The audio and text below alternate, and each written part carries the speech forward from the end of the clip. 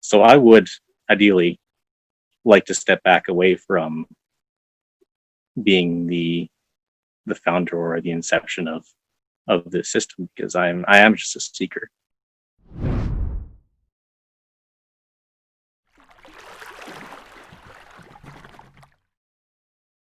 Firstly, welcome. Thank you for joining me. Thank you for coming on. What can I call you? What name do you go by? Well, it's difficult, and it's such a strange thing to answer this to such a simple question, but one of the key concepts in Rën philosophy is the concept of the nameless.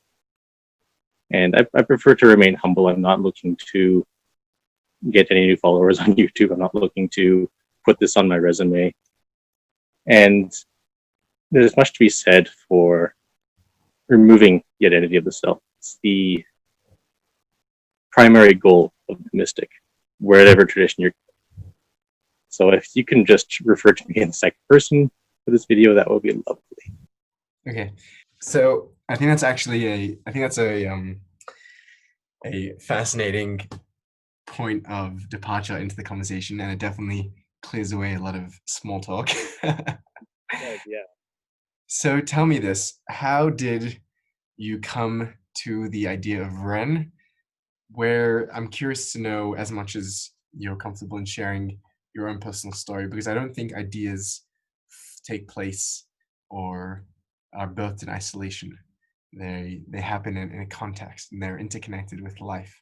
And I'd be curious to know, as much as you're comfortable to share your own life story and how it gave birth to the idea of Rën. Yeah, for sure.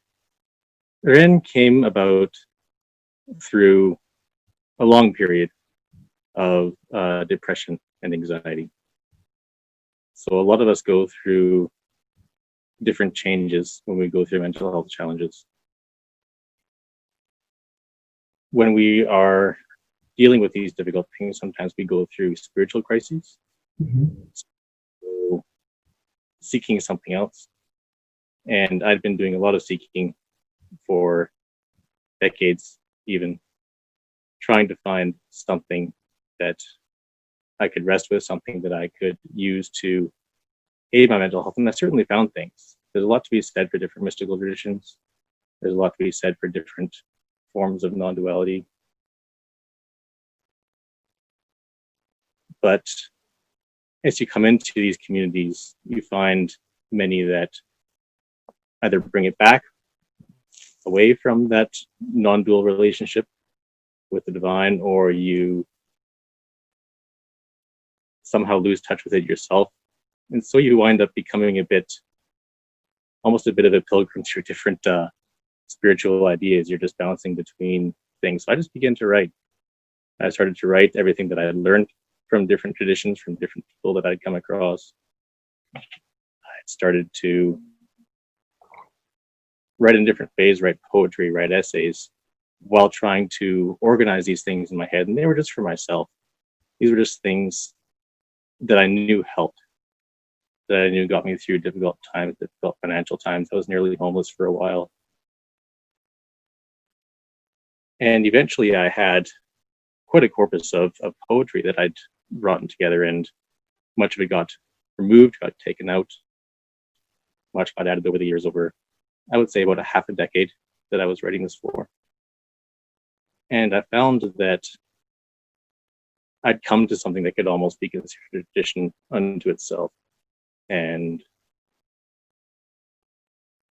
I felt that it would be something that would help a lot of other people as well. So I started publishing it, and I started putting it around. And certainly it's helped a lot of people. It's something that I could really, it would be something that I could give back to the world.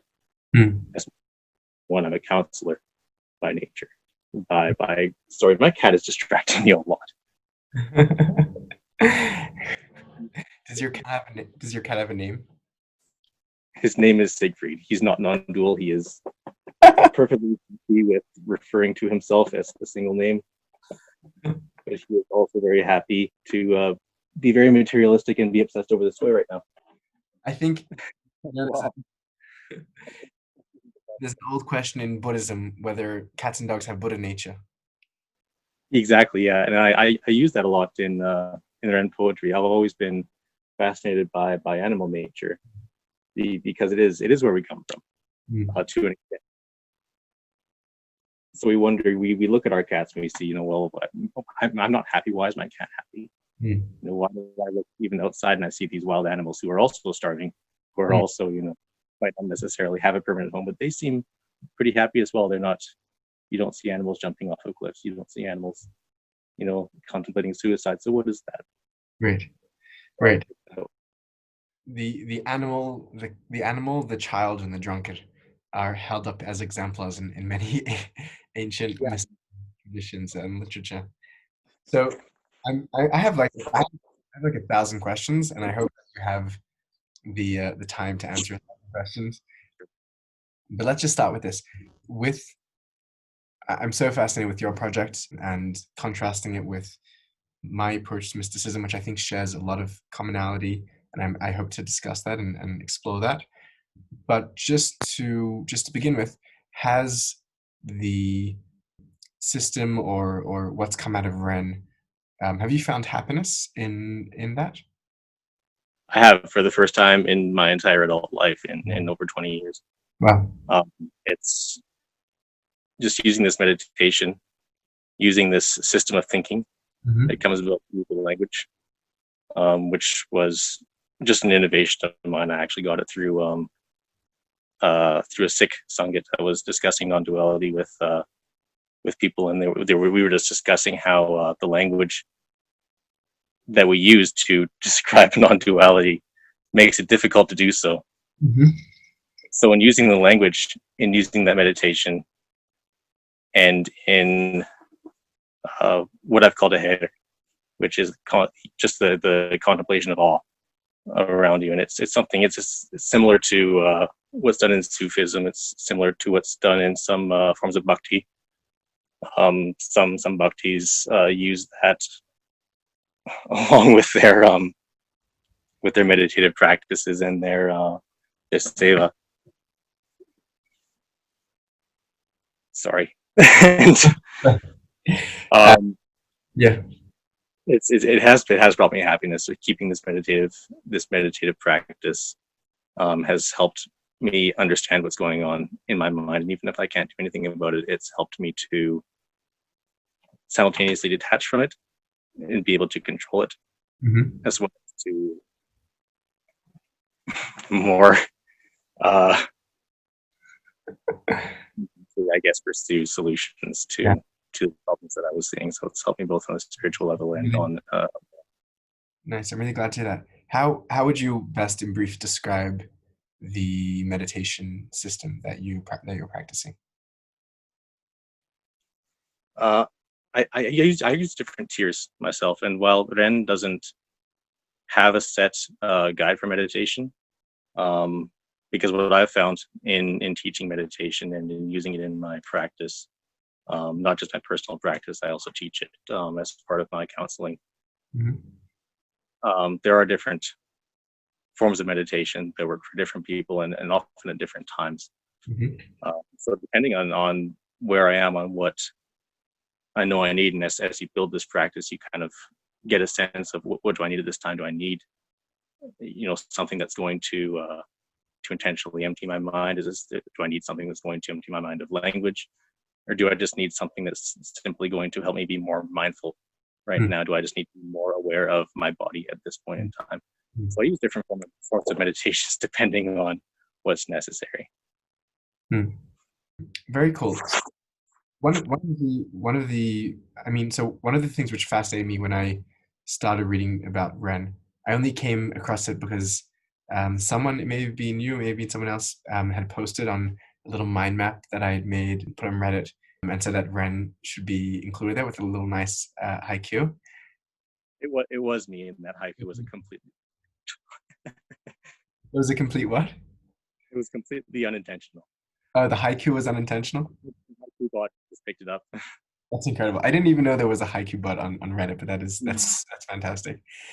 And then I found an article on Wiki Religion, one of these like wiki spin-offs about Rën. And when I began to read it, I had an intuition of what you were doing right away, which was that you were looking to, and correct me if I'm wrong here, you were looking to like the classic mystical, non-dual, monistic traditions throughout history and religion, and just taking sort of core elements of each of them and giving them a bit of a new language and putting them together and leaving behind all of the things which they themselves accumulate through the generations. Is that a fair description? That's exactly, Yeah. because it's so difficult to get into some of these traditions without having the culture behind it, Right. right? Right. So in ways that made sense perhaps to people centuries in the past, this was something that they could sink their teeth into, something that they could apply. But when given to a modern individual from Yeah. many systems, it's difficult to get into, because of that language barrier, because of Right. that cultural. Right. Right. Which I think is such a fascinating project and such a fascinating way of going about mysticism.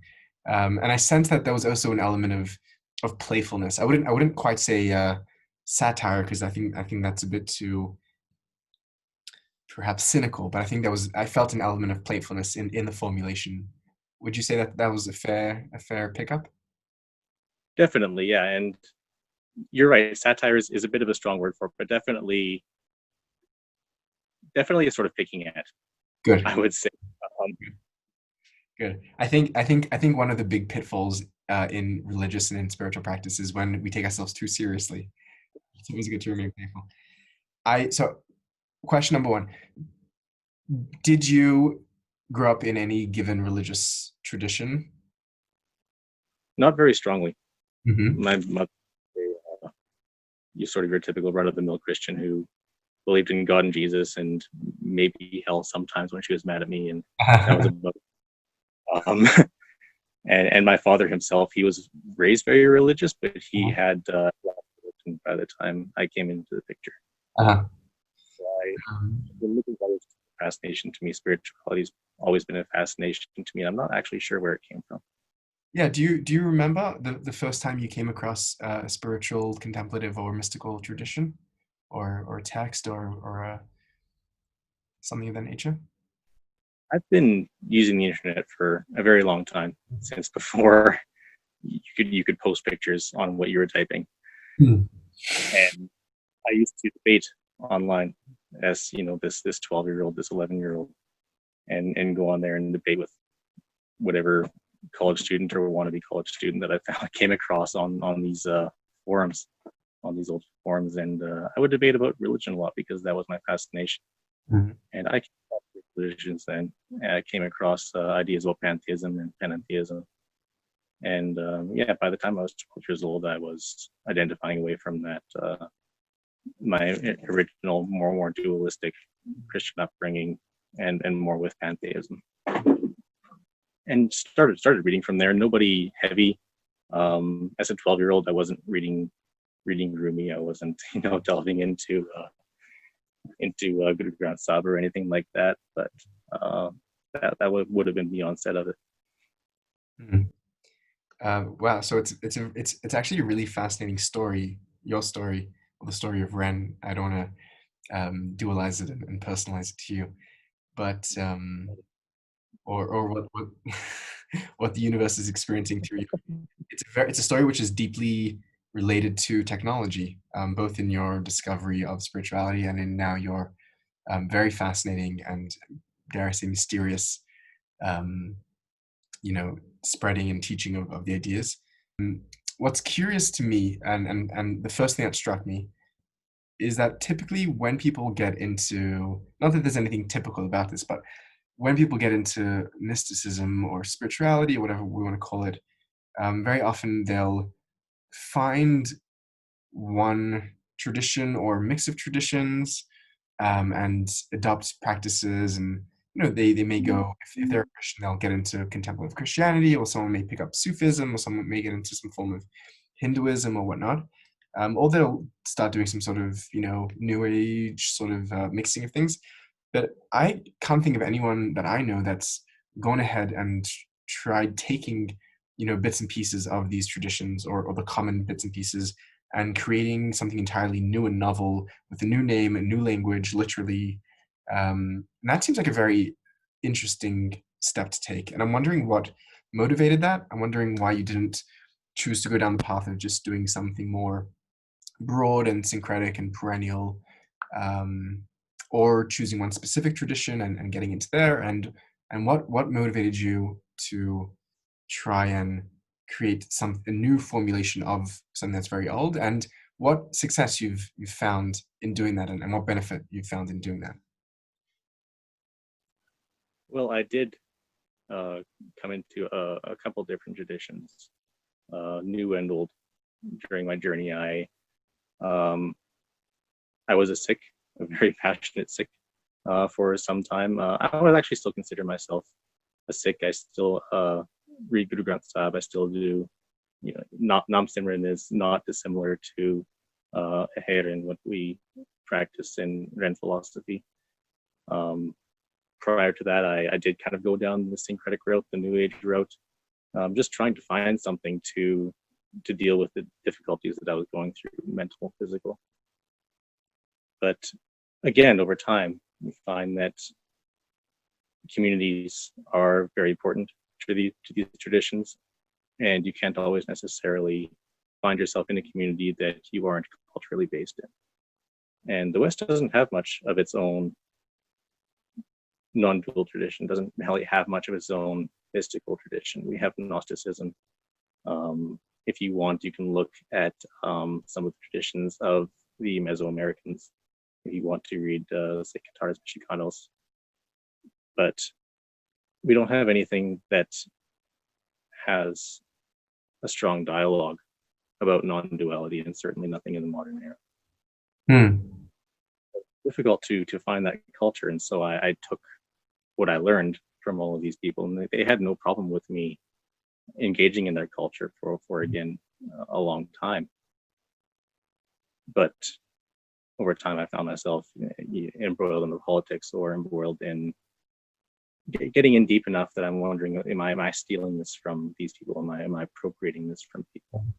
So instead, I just took the ideas. I took what was useful to my health, useful to my understanding of universe, I suppose, in the way that I understood it at the time, and I used that in my writing. It was just part of the journey. Very interesting. It really is very fascinating. I mean, I'm super fascinated in mysticism, and in sort of human psychology from a lay perspective. I'm hearing you say two things. One of them is that you're finding it difficult to find community, perhaps because of the cultural rigidity or expectations of getting into these spiritual traditions, which is something which I definitely understand. I was born into and grew up in a Jewish Hasidic community, Hasidism being a contemporary form of Jewish mysticism. So I would understand the linguistic, cultural, sociological, psychological boundaries for someone to try and come into the community. I've seen that for others trying to enter the community. So that's definitely something which I understand. And to that end, I want to ask you about the community creating that you've been able to do through Rën. And that's one question. The other question is, you say that you had difficulty finding non-dualistic philosophies in the West. What about classic? I mean, there are many. I think there are many Western forms of mysticism. You mentioned some, but I think the most widely known or practiced would just be the mysticisms within the Abrahamic traditions, Christianity, Islam, and Judaism. Did you find them to be too dualistic? Did you find, or did they fall under the same issue of the previous issue, which is the community issue? So those are two questions. Yeah, well, we do have Christian non-duality. You have Gnosticism and the branches that have come out of Gnosticism, and they do have modern currents for sure. I've met Gnostics.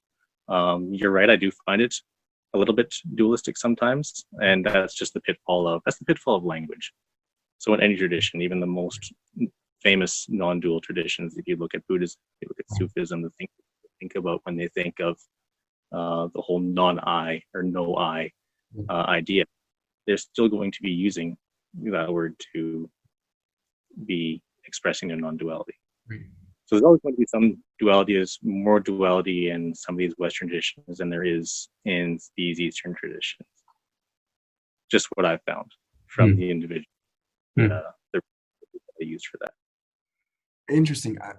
I mean, besides for no, I definitely hear your point. Besides for something like Gnosticism, I mean, there are like classic Christian mystics, people like Meister Eckhart, Jacob Boehme, Saint John of the Cross, Teresa of Avila. There and I think they're quite thorough non-dualists through and through. Although perhaps yeah, I mean, I'm curious. Did you? Yeah. Some level of duality, Right. and not that you be Christian and then not be non-dual and not going down that path, but that's what I've found. Fair enough. Is that if you're salvation, which is central to Christian theology, Christian ideas, then you're still going to have some level of duality. There still has to be someone to be saved. Right. So I want to. Okay, that opens up an interesting line of questioning about the real need for dualistic thinking in everyday life and survival, which maybe we'll hold off to like more of a theoretical part of the conversation. But I'm still curious about this notion of community. I fully understand the difficulty of getting into a traditional community. Have you found that Rën has allowed you to build community around these, non-dualistic or mystical ideas? Yes, it's given me a framework to use when engaging in, I suppose we might say, the less denominational forms of non-duality in global community. But community isn't necessarily what I was looking for. Okay. It's almost more like when you're trying to get into these traditions, when you're trying to get into Sikh, or you're trying to get into Hindu traditions, when you're trying to get into Sufism. It's hard to do that without also getting into the politics of India, Right. the culture of the culture of Islam. Right. So it's almost more of an avoidance of that necessity for community in a religious tradition. It's avoiding cultural attachments. So while there is a small community that is growing around Rën, people like yourself who found it and have also been benefiting from it, which is fantastic. I'm here to help people. That's what my career is. That's what my life goal is. But the community isn't the primary aspect of it. Got it. It was community was something which you community and culture and politics and all that comes with it was something you were trying to avoid. Is the ideal to create some sort of philosophy or way of life that's pure and devoid of politics and community and all the other things that you were finding in the other traditions? Devoid of politics, certainly. Right. Devoid of community, well, no, we need community. We are social creatures. Right. And we should be building communities around our spiritual traditions, around our local communities, around our nation. That having been said, those should not be the religion, Right. as they have some of these traditions, right? When we're building a community, if we're building a community around Rën, there should not become a Rën culture. I would, if we're going to talk about something that I would not want to see happen with the Rën, not want to see people starting to speak the language and solely use it as their form of communication, for instance, and those who are entering and only speaking another language, a natural language. Just curious, can the Rën language be spoken? Is it a spoken language in capacity? Yes. And is there any given time when Rën practice calls for Rën to be spoken? Yeah, it can be used as a meditative practice. So it is a constructed language. It's used as the closest approximation that I could reach anyway of describing non-duality within language. So it removes, like I was saying, if we're looking at Persian texts or Punjabi texts or Arabic texts or Latin texts on non-duality, they're still going to be using the first person, the second person, the third person, because all languages have those. All languages have a way of differentiating me from you. Rën does away with that. It does away with that aspect. It does away with time. So it replaces time with a form of causality. Mm-hmm. So it uses these things to make it honestly nearly impossible to use as just a regular spoken language. You're not going to be in the Rën. But you are going to use it as a meditative practice. It can be used in writing, used in speech, to bring the mind, which uses language in order to function, your cognition, in order to function, bring that away from this natural duality that it has, and start having it actually think in terms of non-duality. So in an instance, actually, there was another individual who's been inspired by this poetry and by these ideas, is that often in non-duality, especially in sort of the New Age circles, they say we are all one. Mm-hmm. And most people who are in non-duality will say, yeah, you're getting it, that's excellent, it sounds like non-duality to me. And he said, no, that's not what we're saying here. And Rën does away with that. Rën just says Rën. There is no we. If you say we are all one, there's still a we there. There is no we. There's only Rën, and that only works within the language itself. Mm-hmm.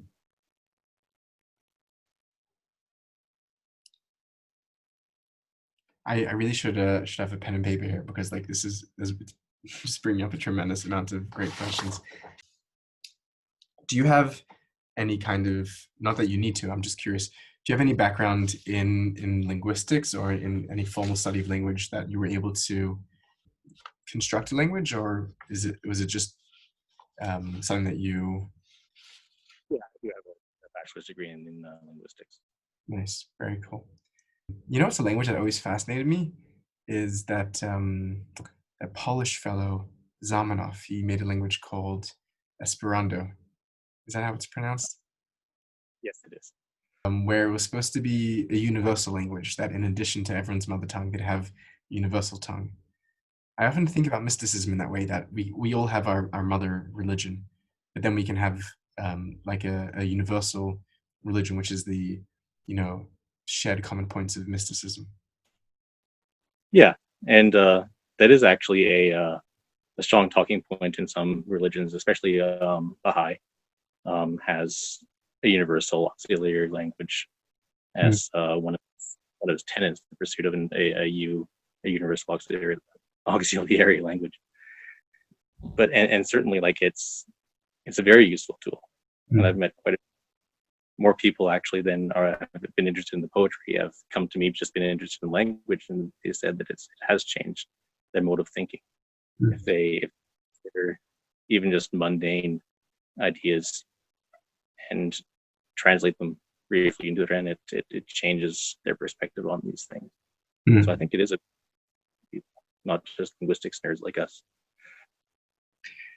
Do you language is really not my field, but I'm fascinated by it nonetheless. Have you had a chance to read David Bohm's Wholeness and Incompleteness? I think the title of his book is.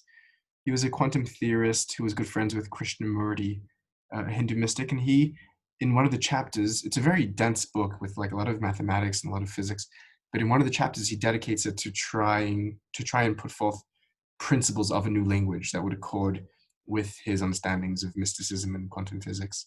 You may find that very interesting. Yeah, no, I haven't heard of that. I would have to look into them though. Yeah, That sounds very interesting.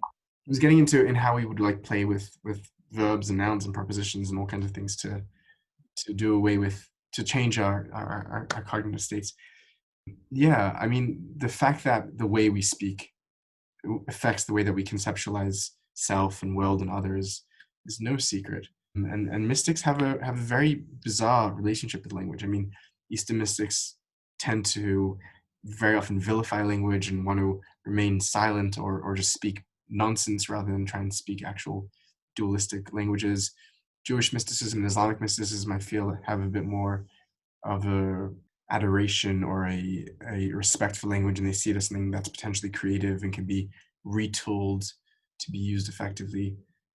So where do you sit on that divide? Because you seem both to be have an axe to grind against writing language, and then are picking up a new form of language. What's your general feeling on, like, what would you put yourself on that scale?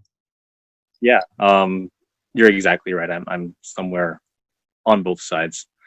As I am with a lot of issues, it's natural language, the language that we have, is not effective in describing non-duality, and it makes any discussion like we're having difficult as soon as you say something like there is no I, which is a very common phrase in any form of non-duality, any form of mysticism. Then suddenly you have to write an entire paragraph, an entire book on what exactly you mean by that. How can I dissect this and use the language that I'm speaking in order to say that the language that I'm speaking is nonsense, is an illusion. It's paradoxical. On the other hand, language is necessary for complex thought. We do have individuals who've grown up without any form of language, and while their cognitive processes, their neurological processes are perfectly fine and functional, they seem to be incapable of forming complex thought. They seem stunted in their loss of language. So we can't get rid of language altogether. We don't want to get rid of language altogether if we presume, as the Sufis do, that mysticism, that understanding of the divine, however you conceptualize that, requires both an understanding and love. You still need that understanding. So you still need language. But at the same time, as I said, you can't use natural language for that understanding. So we can't use the language that these old mystics have written in. We need to form another form of language in order to more accurately describe the non-dual.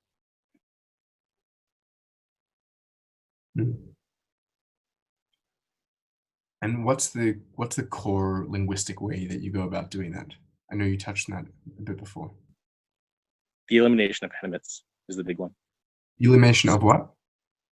Animate objects. Animate objects, okay. Yeah. So in Rën, in the Rën language, there, as I said, there is no I, me, him, her. It all comes down to Rën. It all comes down to maybe body parts, if you want, if you need to describe an action. There's also no fly on the wall. Neither of my cats have distinct words. It's all also just the Rën. So that's the primary way in which it does that, and it functions that way, using indexing. So I don't have a word for cat, and I don't have a word for me, and I don't have a word for you, but I might index them, or I might have Rënna, Rënni, Rënno, just to identify them within that context. But usually I'll just identify them as bodies in space in the language. I also get rid of tense aspect. There are a handful, maybe 2 or 3 languages in the world that have no tense aspect. Greenlandic is one of them. And that eliminates time. So there is only the present in the Rën. And there's anything that is in the past is probably a cause. So we identify that as a cause. Anything in the future is uncertain. So we identify that as levels of certainty. We can be uncertain of the present and the past as well, of course, but we use a form of modality. There's 9 different moods, 10 different moods technically, that we use to describe these levels of certainty and these levels of causality within what we're saying, rather than identify them as this happened in the past and I'm certain of it because I'm saying it, because I'm speaking in the definite, and that's always what we speak in the natural language. Or this will happen in the future and I'm certain of that because I'm also using the definite. We're only speaking in terms of this mind is saying this about this world that's going on that isn't necessarily the reality of what I'm speaking. So there's those 3 main ways that Rën comes closer, not ideally close, but closer to being able to describe the non-dual. Hmm. It sounds like it's quite an exercise to speak in Rën, and that may be the point itself. Definitely, yeah. No, if you asked me just to translate something right now, I would have to, stick my face down and say I couldn't do it. Hmm. It takes a moment. It Right. takes a bit of it's a practice. It's a practice unto itself. Right. Yeah, it sounds like it is a practice unto itself, and it's a practice which is meant to challenge our ordinary dualistic ways of thinking. I'm just while I'm listening, like it's conjuring like different words that you're saying are conjuring all kinds of different thinkers, philosophers, and mystics. And I'm like, I don't want to. I'm hearing like intimations of Whitehead and Gurdjieff, and I'm curious to know, without me assuming anything, I'm curious to know if there's been a handful of philosophers, mystics, thinkers who have been particularly influential in your construction of Rën. Um, I've quite enjoyed, more recently, I'll say, I've enjoyed watching videos actually by a fellow called Sepparsing, who does Non, which is a sort of a layman's dissection of non-duality within the Sikh tradition, within the Sikh faith. And he does a magnificent job of taking what is a very complex concept, has many volumes of poetry and music and scholarly works and everything else written about it, and bringing it into English for anybody to understand. And I appreciate that level of philosophy. That's what I'm attempting to do more of, not necessarily just from the Sikh side of things, but from non-duality, from mysticism in general. Finding ways to bring that to people and have them understand it, have them be able to apply it, most importantly, without necessarily needing to be scholars and understanding the mathematical and quantum figures that you find in some of these texts, or the cultural backgrounds of some of these Sufi philosophers, or things like that. Right, right. I love Alan Watts for the same. Sorry? I love Alan Watts for the same thing. He Yeah. did the same thing. That's a very interesting point. It's a very beautiful point, because I think with you that a lot of these traditions become very sophisticated and complex, and just by dint of being around for long enough and attracting sophisticated thinkers who are able to put forth that sophistication, which is not necessarily a criticism, but when the average person, I mean, it's very hard for someone with a normal brain to compete with some of these, major philosophers and theoreticians and scholars. And then one can get into like a bit of an egoic trap where they think, and I've definitely found myself there before, where they think that unless they understand, the full equation and the full theorem, then they're not going to be able to reach their own whatever they're trying to find or discover. Or, and there's a need to always return to a pragmatism of saying, like, to what extent do I need to understand this non-duality for it to be applicable in my life, and to what extent am I pursuing this as some sort of other pursuit and not for application? Which is why I find the Buddha's refusal to answer metaphysical questions really refreshing, because he's like, no, I'm not going to be playing like these mind games. I'm here to end suffering, and this is 4 simple truths, and this is 8 simple steps, and that's a very, knowing where to set the limits of complexity. Is that something that you've been juggling in your own formulation of your philosophy? Definitely 100%. And definitely creating a new language in itself is a complication. But I've done everything that I can to keep that language simple while still keeping its elegance. And in writing the poetry, I made sure that the poetry does not use cultural elements, does not use metaphors that might run out over time, isn't using metaphors that have sort of an expiration date, or might not translate well over to another language. I even made sure that the poetry itself doesn't read like poetry. It reads very much. The line breaks are there to help for memorization. There are some people who've memorize little bits and pieces of it. But the text itself could be written easily in just a single line. I wanted to make it as accessible as possible to as many people as possible to be utilized. Nice. That's very cool. That pragmatic element and edge to it. And I'm guessing the main way that Rën has been spreading is through the internet. Is that correct? And this is actually like such a fascinating moment for anyone who's interested in the history of mysticism, which one may see as just another, cultural trapping. But be that as it may, it's something which I am interested in. It's incredible to read the classic scholars of mysticism of any given tradition, and hear them talking about mysticism as something which is like petrified in the past with its things that it can do and can't do, and then you see, you see the generation which we're living in. You see mysticism continuing and evolving and taking new form, and doing new things. And this is an incredible example of a mystical tradition, a mystical philosophy, which was essentially born in the internet age, and the midwife was the internet and continues to be raised in that environment.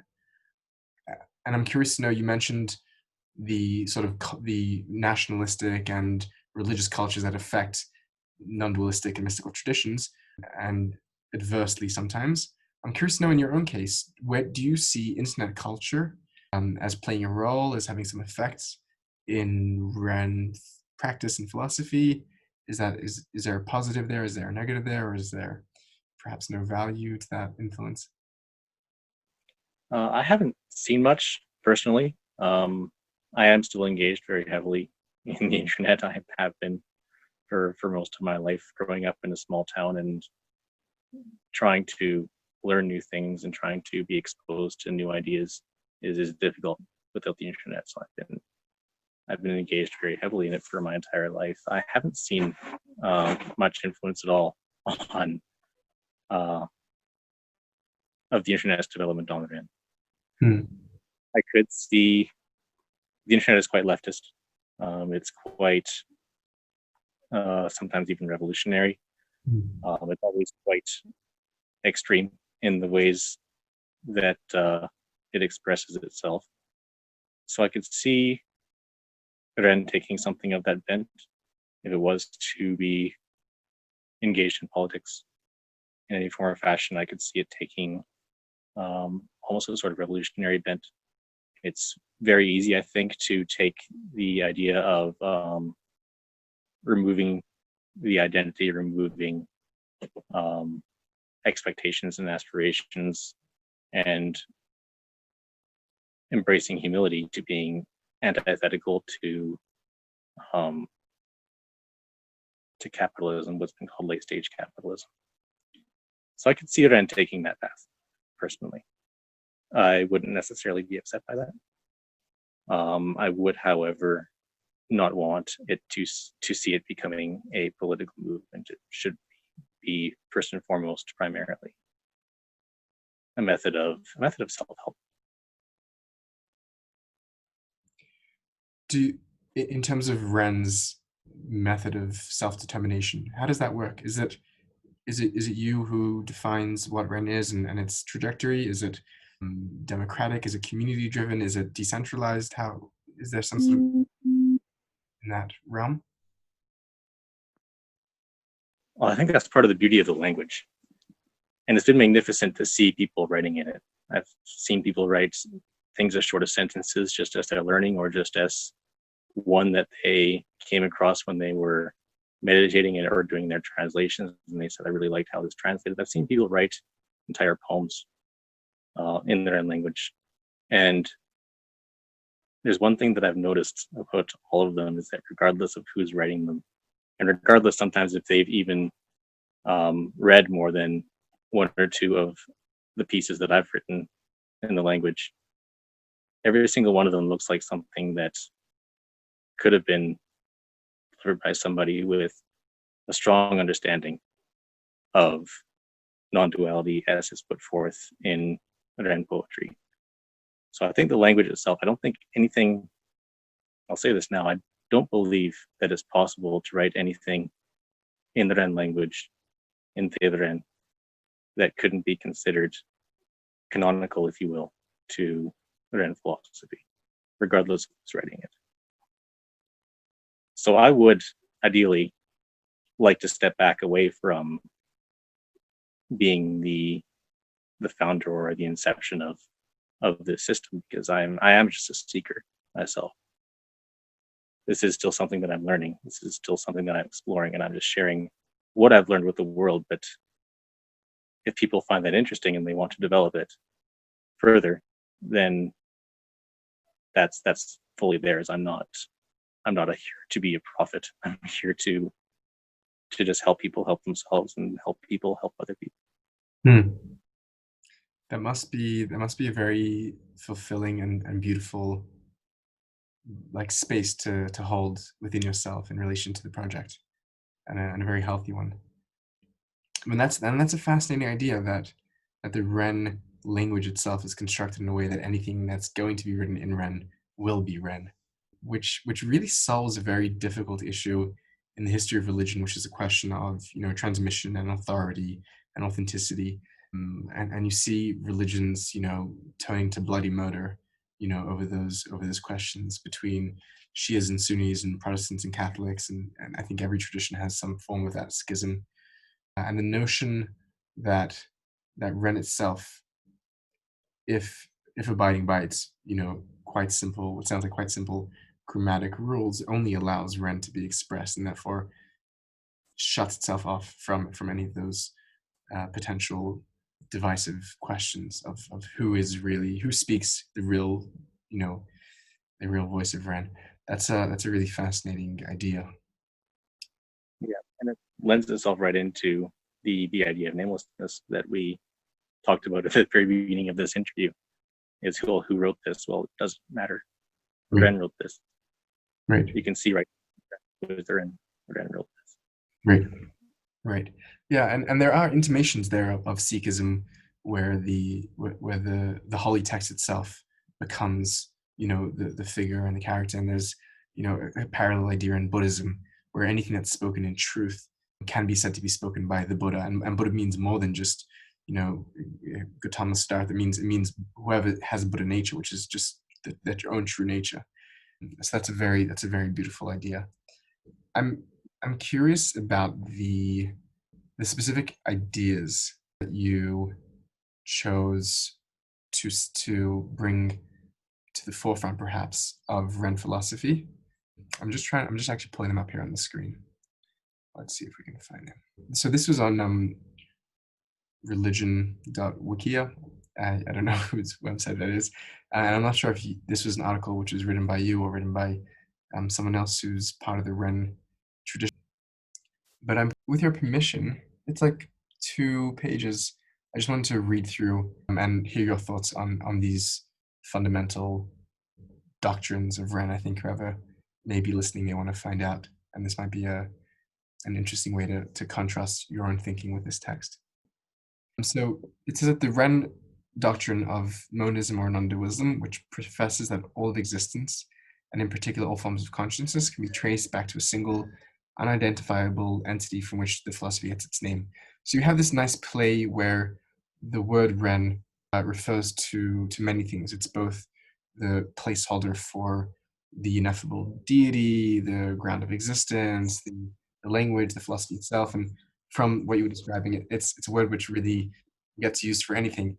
Is there a place where you borrowed this word itself, Rën? Does the word Rën itself have any sort of significance or any sort of ontology or history? No, it doesn't. I've been asked that a lot, Mm-hmm. and it's very up in a actually on that religion Reddit that you found that accidental haiku on. People ask like, "Oh, I've heard of it, and that's a tenet in Confucianism," and that it was entirely accidental. I knew about the tenet. I'd studied Confucianism. It was just a monosyllable that came to my mind as a placeholder, and it just kind of stuck. So no, it doesn't have any real etymological significance whatsoever. Got you. Just curious, you, insofar as we may conceptualize you as you, did you write this article that I'm reading now? The religion wiki? Yeah. Okay, cool. Religion, so I'm going to continue. Religion is a self-contained set of beliefs pertaining to some form of spiritual reality. Rën does not contain any personal deity and lacks ritualistic teachings. Do you feel like, and I feel like this is a theme which is coming through, in your attempt to strive for the purity of non-duality, do you feel like something may be lost in the lack of ritual and personality? I mean, I know there's a long-standing debate between Bhakti and Jhana, I think it is, about the value of having a personalizable deity. Is there something that I'm almost getting a sense that when we strive for something which is so radically non-dual, we create something which is simultaneously so sterile that it lacks the capacity to have life. Culture it also just means life, right? Things can grow inside it. Is that a concern? Is that an issue that you've encountered? It's not a concern, but I do definitely 100% agree with you. And I think that's where the line, one of the places I could say where the line gets drawn between Rën philosophy and the idea of a fully fledged religion. A fully fledged religion does have a culture built up around it, has a community building up around it as one of the main aspects of its existence. Rën philosophy is just the philosophy. It's just there to be there as a self-help guide. And within the Rën text, within the poetry, there is a section on the necessity of understanding and accepting different religious traditions, and that following these traditions or following no tradition at all does not preclude one from the study of non-duality. So while you can still read these texts, you can still benefit from them, you can still study the language, you can still call yourself Rën. You can also still be a Christian, you can still be a Muslim, you can still be Hindu. There's nothing accepting you from engaging in the culture that you have. What is being accepted is the culture engaging in the Rën. Mm. Does that make sense? Is that Yeah. I think I may have been thinking about it more as an attempt to construct a total religion, but the way you're phrasing it, that it's simply an attempt to construct a philosophy of non-dualism, which serves in tandem with one's own given culture and religion. That does make more sense. Which actually is, I think, is the next line here in the article, that it also lacks exclusivity that is contained within the ethics of most religions. There are people of different faiths or of none who follow Rën teachings. However, it does not fit the general loose definition of religion. Sometimes reading along answers one's own questions. Rën has no leader, as anyone to whom the philosophy appeals has as their goal the loss of self. So this is a very interesting doctrine, and I'm curious to know your experience with this psychologically. I know that there must be sort of a natural egoic temptation to have yourself as the leader, the prophet, the Messiah. Was that something that you grappled with? Was that something that you were tempted to do? Was there a moment where you decided that no, you would be nameless and you would not take on the position as leader? it never made sense to me to want to call myself some sort of prophet or some sort of even someone to look up to at all in a philosophy or in a doctrine that emphasizes non-duality, emphasizes humility, emphasizes the loss of self. That always seemed hypocritical to me, if anything. That, and as I said, I am still a seeker. I can just imagine someone deciding that despite everything that I'm someone to look up to, or I'm somebody to necessarily be following word for word and action for action, and then finding that, oh, hey, this individual actually he gets angry sometimes. Sometimes this individual gets sad. Sometimes this individual makes mistakes in life. Now what? Now my prophet isn't perfect. What do I do? Mm. Nobody is perfect, and that's some of the issue that I took when I was getting into some of these traditions and getting into Sikhi. One of the first things you hear all the time is how perfect Guru Nanak is, and I'm absolutely certain sometimes the Guru did get angry. He writes in Guru Granth Sahib that sometimes I forget your name, God.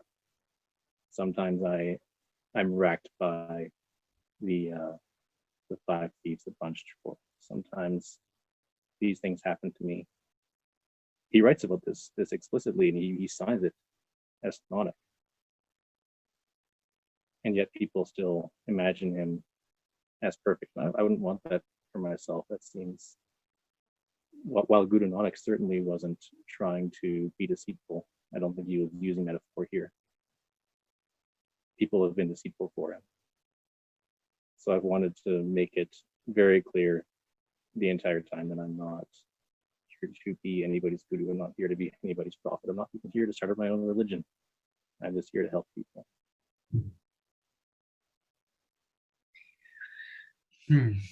And what happens when people start to perhaps inevitably see you, at the very least, as a wisdom teacher, as someone with answers and guidance, and that leads to potentially some sort of veneration? What do you do then?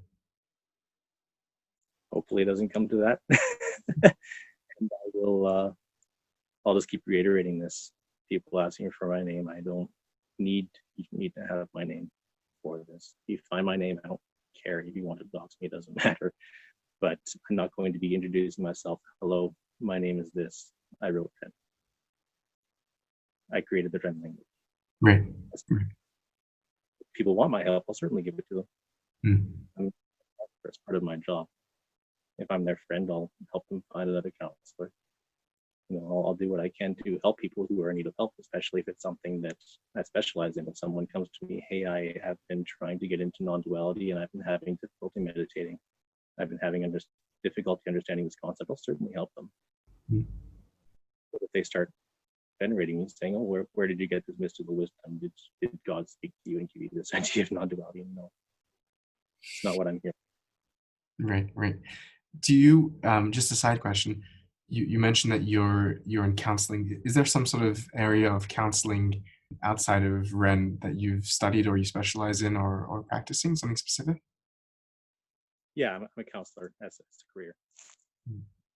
I presently work with at-risk youth, actually, that through the difficulties they're going through, they'd be the more mundane of being required to change foster families, or just in a transport, or else counseling with mental health, with emotions, with anxiety. Nice. That's very cool. That's really cool.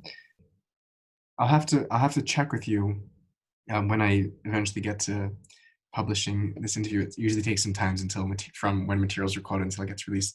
I'll have to check with you about sort of what biographical information I can just include in the description, because I feel like part of the allure of Rën, and correct me if I'm wrong, is the namelessness of it. There's a bit of a mystery there, which is intriguing. Is that intentional? Yes, definitely. And that was one of the first things I wrote about. And in general, the Rën poetry, the nameless script, is for the most part chronological.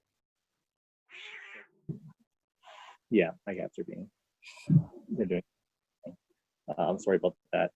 That's cool. It's chronological.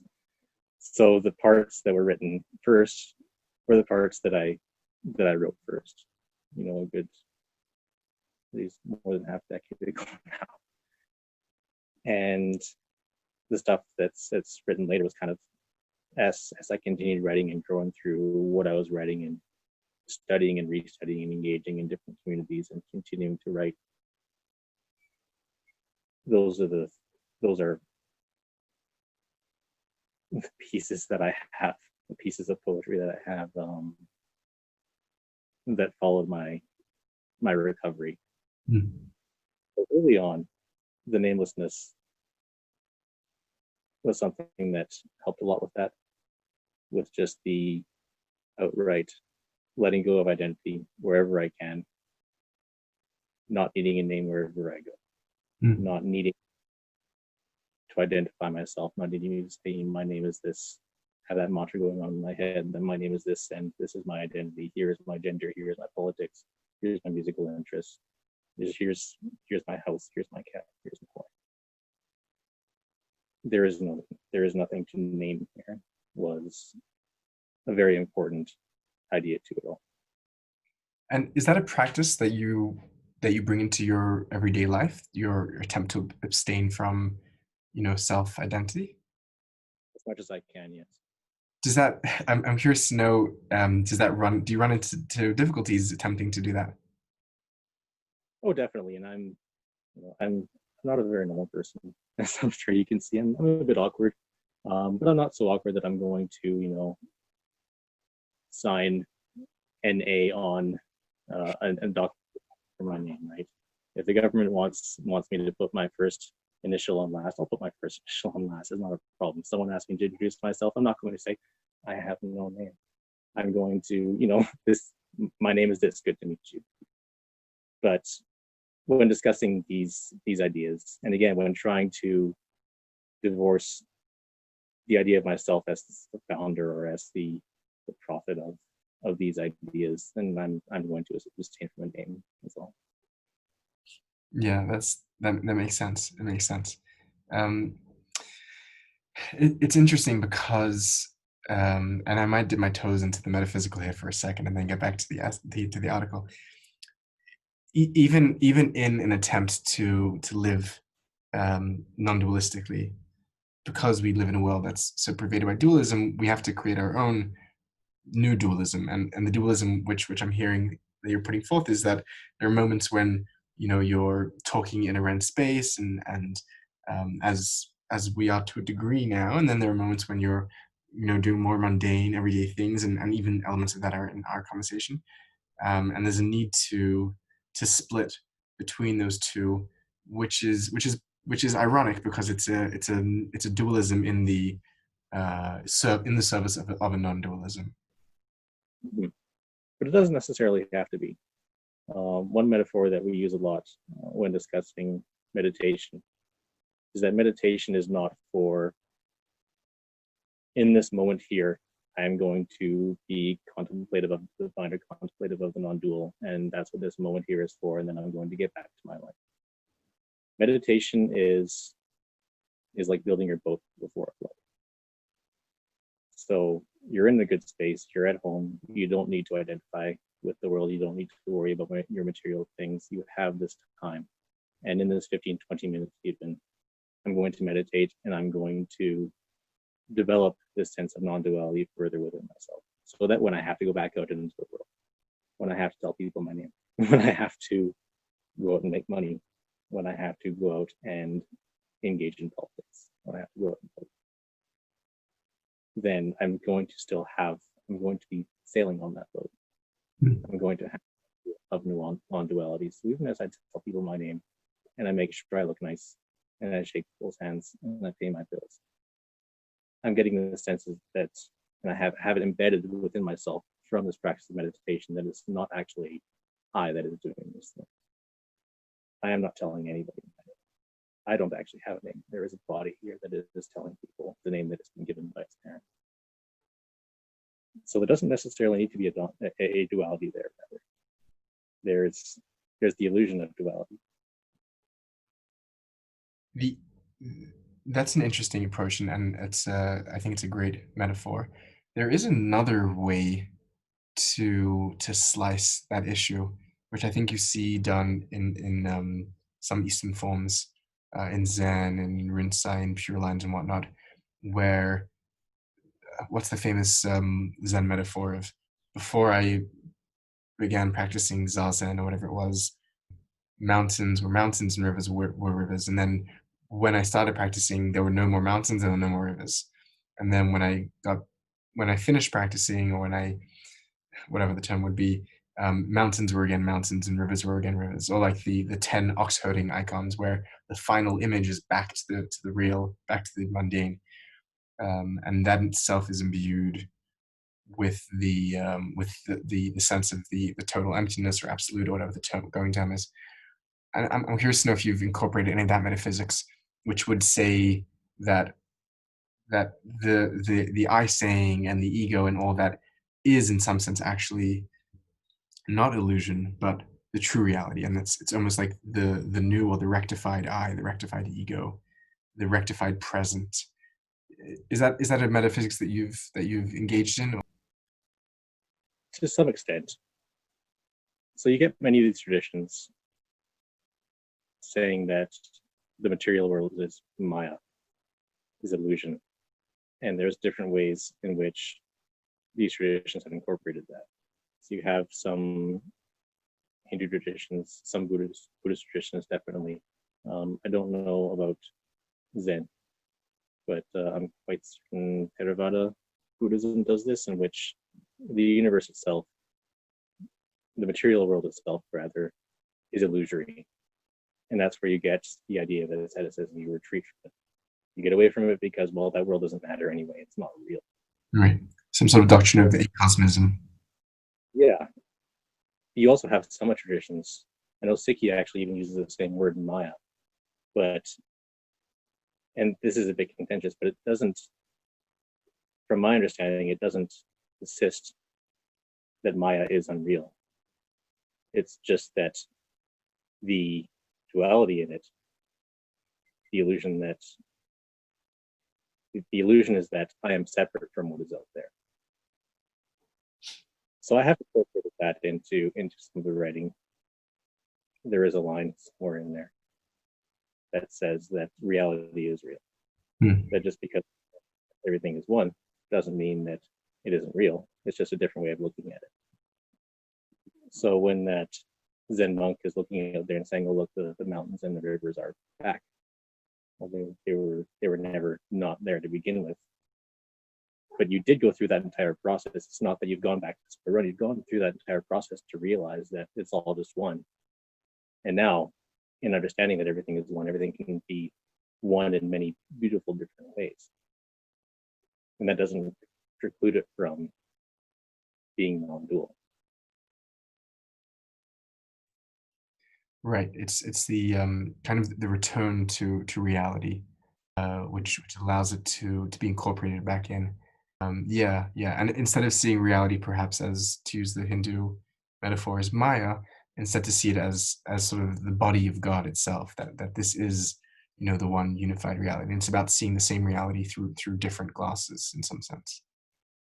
Exactly. Another metaphor that's often used, and I actually have seen this used both over in the East, especially in Hindu traditions, but also used over in the West in Mesoamerican traditions.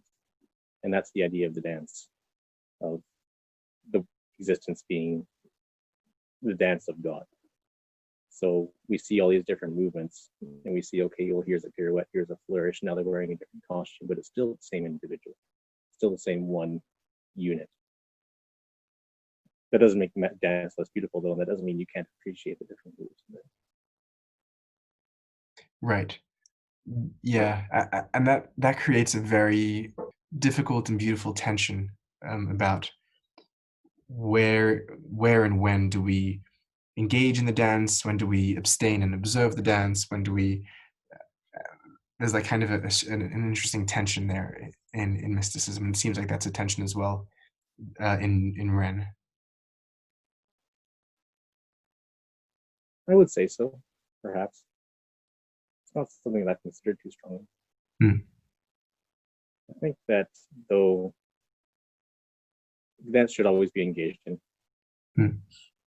There's always time for meditation. Meditation is even part of that dance, and recognizing that is important. When I am meditating, I'm not actually the one meditating. I'm not the one engaging in non-duality. I am not non-dual, right? There's a body here and there's a mind that's always engaging in the dance, whether it wants to or not, that is presently thinking in the way that is married to non-duality or not. Right. You would say Rën is meditating, right? Yeah, Rën is engaging meditation. Rën's engaging meditation. Cool. Let's continue reading this because there's some very cool things coming up here. Under beliefs and teachings, Rën's classification as religion is uncertain, as it does not provide a personal God and discourages superstition. I like that. However, it explicitly does not exclude followers from other traditions and welcomes non-theistic interpretations. Adherents believe that their philosophy is compatible with other belief systems or lack thereof. Before this next paragraph, is this something that you've been doing, by the way? Have you done interviews about Rën? Not face to face like this, no. This is my first one. I get to be awkward just for you. Nice. That's very exciting. I appreciate that you're giving that honor to Seekers of Unity. I really do feel like my project and your projects, although approaching the field in very different ways, are really approaching the same goal. And it's an exciting moment seeing so many people coming at the same. Both global thing. I see more and more people getting into non-duality all the time, and maybe that's just confirmation bias. But I do see if people are looking for something new and they're finding it a lot of the time in mysticism. Yeah, I find that even with a lot of my friends. I mean, I grew up in a very traditional, dualistic religious society. I find that many of them, when I talk to them now, they're like really, embracing and engaging, forms of non-dualism, both within the tradition and looking, outside to incorporate new ideas and to be challenged. It could be some sort of, echo chamber but I don't know. To me, it seems like there's something happening and it's exciting. So I'm glad. Very neat being linked to your channel, and I thought this is perfect. This is exactly what I'm looking for here. Awesome. I'm so glad. To be allying with you. It is believed that all religions, as well as modern science, suggest that consciousness is a fluid entity, immanent with or identical to matter. That's a very interesting idea. The identity of consciousness, spirit, and matter. That's. I mean, as a non-dualist, that would be something worth holding. Have you gotten into, just out of curiosity, has Spinoza been a thinker that you've gotten interested in, or? Yeah, Spinoza was one of the first fellows I read when I first heard the word pantheism when I was 12, 11-ish. I did start reading him. I didn't find him too difficult to get into. Yeah, definitely, definitely too difficult of a thinker. I have to say the same, but someone who engaged with actually this non-duality of mind and matter in a very interesting way, rather than a product of the human brain or individual self. The goal of Rën is to understand and internalize the concept to encourage ego death. One of my favorite ideas of mysticism, ego death, absolutely. It carries so much like poetry and beauty and mythology on its shoulders. And the term you have for ego death is rizad. Is there any way that you come up with these words? Is there some sort of etymology, or is it just you just pick a word? Sometimes I steal words from other languages. When I was first working on Rën and getting input from others in the constructed languages community, people noted that its phonology has some similarities to Farsi. So I have taken some from Farsi. I've taken some from Hindi. I've taken some from Arabic. I've taken some from other conlangs. Even I've taken just from around the world and just kind of from that area for the most part. I'm quite poor at just making up words on the fly. That's not where my creativity lies. So that probably comes from somewhere. Where do you feel like your greatest creativity or gifts lie? In the poetry. I love writing poetry.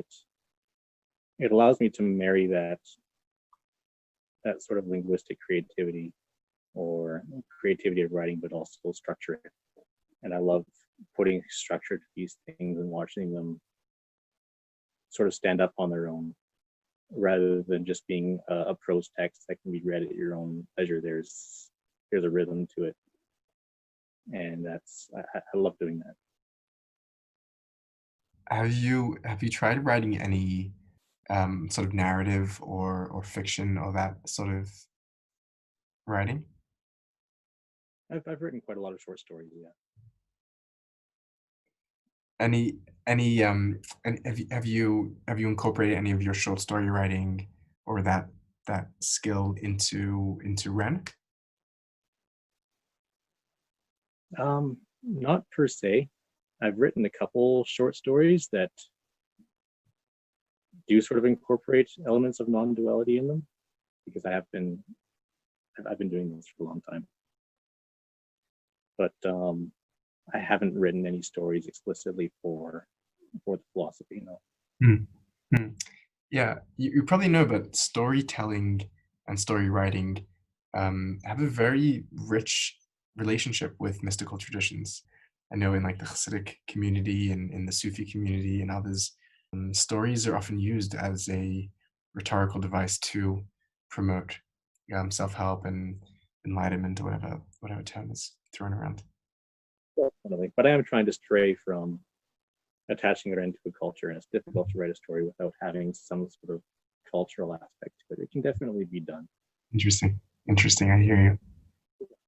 I wouldn't want to necessarily attach it to a fiction. I have, however, I do very much value fiction in spirituality and in mysticism in particular, not just as a method of transferring information or providing a metaphor or proving a point. Fiction itself is a fantastic metaphor and excellent way of looking at one's life. I've helped a lot of people through these things, and this is mostly face-to-face during meetings, Sangha, and people say that they're studying these ideas and they get the whole oneness thing. They understand what people are talking about, but they can't apply it. They can't actually see themselves as non-existent. They can't remove the I. They can't view the universe as just singular in themselves, as sort of this deterministic element to it. So I tell them to think about if their life were a story or a film or a play in which they're just a character in it, and that character is following the script. And that doesn't mean the character doesn't exist. It just means that the character is following what they're meant to be following, and everything that they do is caused. Everything in the story has a beginning, middle, and end. Everything has an inception. Everything has a reason. Everything has a conclusion. But that doesn't mean that the story is without meaning, just because it isn't real. Just because the character themselves is just an actor behind it, and when the character dies, who knows where it goes? It doesn't matter where the character goes. When the character dies, we don't think about that. The character, did who died in the beginning of Game of Thrones? Robb Stark. Where did he go after he died? Did he go to heaven? Are we going to find Robb Stark in heaven? Did Robb Stark go to hell? Does it actually matter? Does a character actually go anywhere after they die? Well, no, because they aren't necessarily real. They aren't individuals as themselves. But that doesn't mean it's insignificant. So I use fiction a lot in that metaphor. It can be used for so many things to explain away the idea of an afterlife being necessary, explain away the idea of the self being necessary, explain the idea of the singular actor, right? If we have non-duality, then there's one director, one writer, one actor for everything. And people can conceptualize that a lot more easily. It sounds like a very rich and fruitful method. There's one author, I'm trying to remember his name, and now that I'm thinking about it, it must have been done by a lot more than one author throughout history, who writes a book where his characters become self-aware that they're characters in a book being written, and begin to have sort of this existential angst about their position as mere characters and begin to be concerned about their destiny and and do you know what I'm talking about? Is there one book that is there one like character is there one author who like that? I've seen a movie that was like that. Is what I'm thinking of. I'm not thinking of a book off the top of my head, but I'm thinking of a movie that just the name is on the tip of my tongue. Actually, there's one movie that non-dualists talk a lot about, which is Being John Malkovich, and that might be something that could be relevant here. But I also think of when people ask for an example, or when I want to give them an example of what it looks like when you realize that you're just a character in this movie or in this play that's already been written, and that's nothing that you necessarily do is going to be outside of that scripting. Then what does that look like? And I say this is the most spiritual, deep, philosophical example I can think of. Deadpool. You think of somebody who's broken the fourth wall, this is what it looks like. And it's great because we look at these prophetic figures that we often think of when we think of non-duality. We look at Lao Tzu, we look at Gautama, we look at Rumi, we look at Guru Nanak, and they all have sort of almost a similar personality, maybe not necessarily in the ribaldness, but in just their carefree nature, in the fact that the whole world is just something for them to play in, and they're happy all the time. Even when they're not happy, there's a contentment, but there's an activity to that contentment. It's just like, oh well, this is happening next, I guess this is what we're doing. And I find that in Deadpool a whole lot as well. And I think he's an excellent, like, modern, sort of humorous example to give there, because you want to see what non-duality looks like. You can maybe have a look at Deadpool. That's a great example. Deadpool as like the contemporary Dalai Lama, like that's a great one. I picked up on this that you're mentioning now again, that there's a sense of determinism and scriptedness. And this is something which I want to ask you. Throughout history, there's typically two ways. And this is so funny. It just keeps pointing back to how our language is so poor at describing, even to call this two ways is a misnomer. Yeah. There's two ways that non-duality is manifest or interpreted. One is the direction of determinism and just being a character in a script and being and no self, and just being a part of the whole and a cog in the big thing that we can call the all, the Tao, the Rën, whatever it is. That's one direction. And then the other direction, which you see exemplified in other traditions, is when the I becomes the all, and we become the director, and we become the scriptwriter, and it's our volition that brings existence into being, and there's this sense of omnipotence and apotheosis. And I think they're both done with equal humility. I'm not insinuating that one is done with a sense of arrogance or ego. I think it's a very post-ego ego. Firstly, is that a distinction that you would agree with? And is it true that Rën is fitting more into the first model than the second model? Definitely. I would call the second model qualified non-duality, is what I've seen it described as, in which the best way I've seen it described it actually is in metaphor, is where sort of this non-qualified duality, which you see in Rën, which you see in Advaita Vedanta, you see in some forms of Buddhism, in which we are all just, I suppose, waves in an ocean, is one metaphor that I've seen. So the wave may seem separate from the ocean, but it's still definitely the same water. It's not even the same wave all the time, right? When a wave moves, it's actually just a movement up the water. And when you see a wave from 5 meters away, it's completely different water than when you see it from 1 meter away. Whereas qualified non-duality is more like a spark from a flame. So the spark is still definitely part of the, you can't say that the spark is necessarily separate from the flame, but it is definitely its own distinct entity all the same. And it shoots up and it hovers above the flame for a while, and eventually it dies and it comes back down and returns to the flame. So it's never apart from the system, but it is still it still has its own volition. It still has its own identity that's separate from the plane. I don't know if those are metaphors that you agree with. Yeah, so I'm actually glad that you're using metaphor. I think metaphor is sometimes the only language to make sense of these ideas. I would say that what you're calling the qualified non-duality, I would probably, if I had to rework the metaphor that you gave, I would say that the metaphor which you're ascribing to Rën of the wave in the ocean would be A, and then B would be identifying with the totality of the ocean itself. That I'm not a wave, I am the ocean. Is in the sense that one is saying that I am a wave and the wave is nothing is like kind of a deconstructive move. It's like a non-essentialistic move. It's quite a Buddhist move in some sense.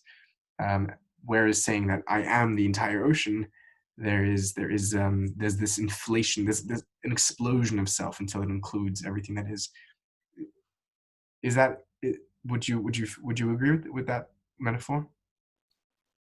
Yeah, I think that's describing two different ideas, and I see the latter a lot in the New Age, in the whole idea of self-empowerment.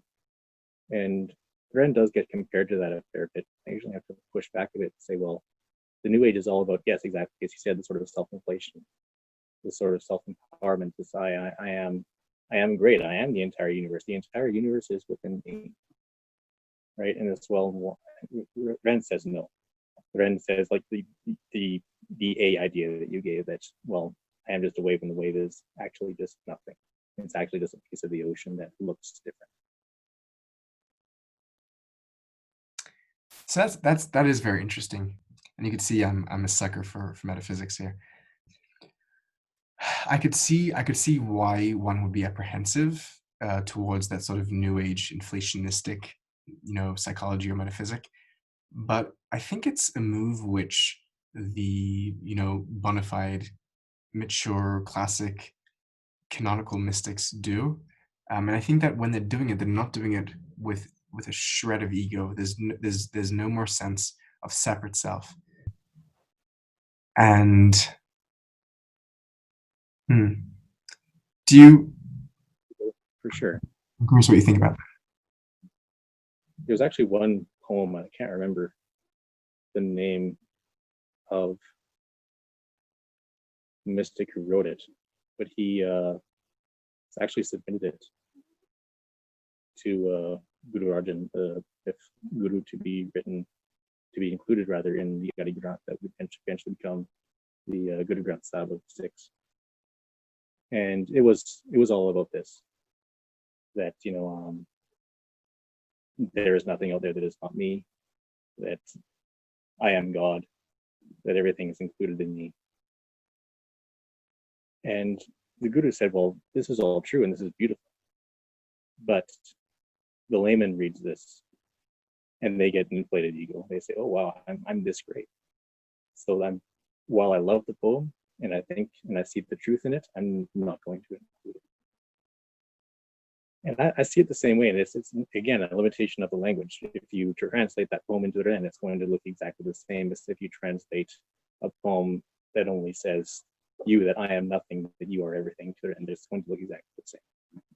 So if you remove those pronouns, all you have to do is remove the pronouns, and it gives the same message. But it's how that message is read and how that message is interpreted that's important here. So one is going to serve the ego potentially by someone who isn't necessarily initiated, who hasn't gone through this research and this practice, and they're going to feel self-empowered. And then when they find out that God still gets angry and God still gets sad, God still makes mistakes, then that's going to come crashing down. And that's what often happens with these sort of self-empowerment communities or these self-empowerment, self-help ideas.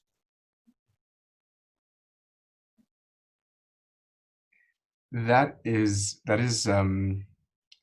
such a fascinating psychological insight into the pitfalls of mysticism, and I think that's really true. And I think that you said two incredible things. One of them is that when expressed in Rën, there's no way of distinguishing between those two positions. That they're, because you've taken away because you've done in language what should have been done in psyche, there now is no difference between those two positions. And that's a very interesting idea, which would lead me to think that these positions in Rën expression are both, equally affirmed, because they're the two sides of the same coin. And the other point that you just said, that what happens when the uninitiate, or the person who has not gone through the necessary death of ego, skips, right away to inflation or redemption or whatever it is, and then has, when they get angry, or when they get sad, or and then that really shakes them. And I think that's something which I experienced myself when I was getting into mysticism, and I was reading the mystics who would just, wax poetic about how infinitely beautiful and mysterious and full of tremendous awe the ordinary everyday moment was, like the flower on the side of the road, and the moment of silence, like underneath. And I was, at the time, I was also in quite a dark place, emotionally and psychologically. And I was like, why don't I encounter, why don't I'm like here living in, like, this is the same now and the same here that, Rumi is getting all, intoxicated about.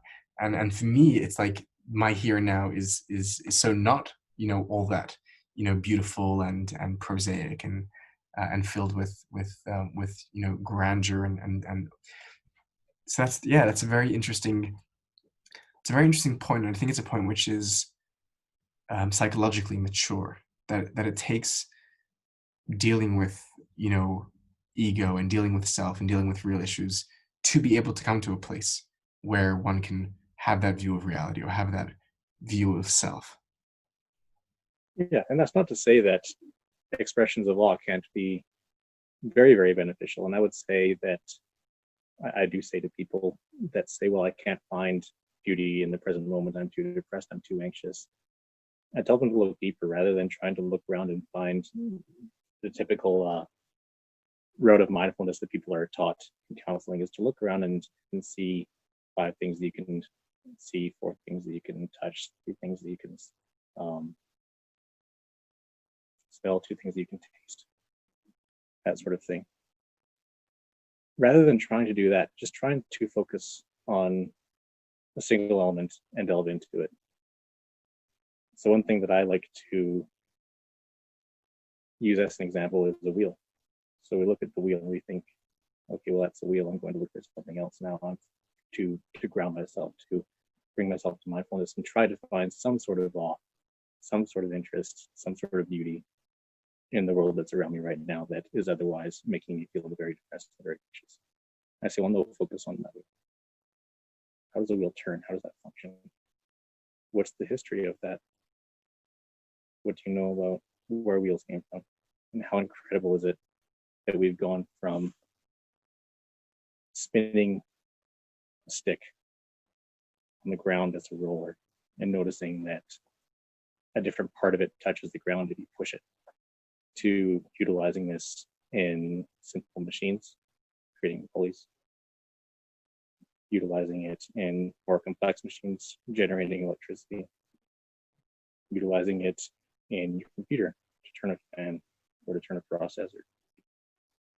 How far we've come because of this device, and just be in awe of the history of it.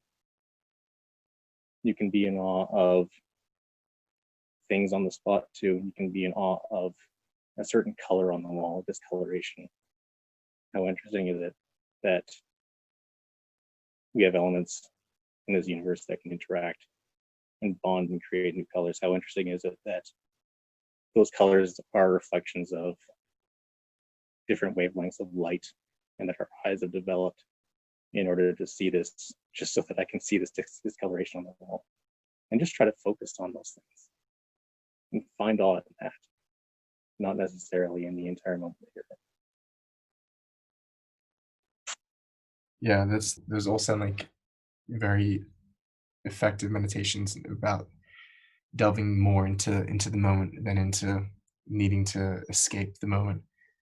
I'm curious. Well, I'm kind of making a prediction here about Rën based on the things you've told me, the impermanence and the determinism and the deconstructive side of it. Here's my guess, and my guess is that there's a split amongst philosophies and mystical traditions between those that have some sort of teleos, some sort of goal, and some sort of purpose and aim, and those that sort of negate any purpose and sort of embrace the purposelessness of reality. My guess is Rën falls into the latter camp. Once again, Rën kind of falls into both and neither. There's a lot of self-contradiction in Rën, and it's intentional. Each of the 81 sections, each of the 81 bells, it's called something different, and a lot of them straight up contradict themselves. One of them is called Rën is life, the other one is called Rën is death. So Rën is also purposefulness, and Rën is also purposelessness. So we do engage. It's not nihilism. We do engage in everything in the world. We try to, I'm trying my best to help people in order to better their mental health and their state in life. But I'm not attached to that outcome, is the purposelessness of it. So while I have my purpose fails. I'm not going to be upset about it. I'm not going to attach myself to that outcome because that outcome was predetermined. Everything that I do is predetermined. So the outcome of that happened already on the outside of the universe. So I'm going to go with that, and I'm going to find my purpose within that system that's been created. And when I die, whether I'm successful or not, it doesn't matter so much because I pursued that purpose. Right. My intuition is also that there's a place where ultimate purposefulness and ultimate purposelessness end up looking like the very same thing, which is a full engagement with the present, for the present. I heard an interesting anecdote. There was like a huge debate in schools of psychology between humanistic psychology and behavioralist psychology. People like Carl Jaspers and Abraham Maslow on the humanist side, and I'm not sure who would be on the behavioralist side, but there was someone who went for treatment or for counseling to both of these, canonical figures on both sides, and he came out and they were like totally ideological, like enemies, like on polar ends of every question. And he came out saying that the actual therapy and the actual like advice that was put forth in both psychologies was just was functionally the exact same thing. It probably would have been Skinner. I think that was Skinner. Don't quote me on that. Which is so interesting, the way that these ends meet up with one another. Yeah, definitely. You can see these different traditions. We see that in mysticism, of course. We look around the world, and whether we're in Aztec society in Mesoamerica or whether we're over in Japan practicing Zen Buddhism, we find very similar ideas throughout. Even the metaphor of the dance is used throughout different cultures. They all kind of come to the same place, even through different means. And I think you can come to these ideas of the no self, of non-duality, either through purposefulness or through purposelessness. Right. They both, as you said, sorry, there's some distraction over it. Did you ever get into, along your studies and journey in seeking, did you ever get into PeRënnialism or the PeRënnialists? Oh geez, remind me of what that is again. The PeRënnialists are kind of a hodgepodge school that span different centuries.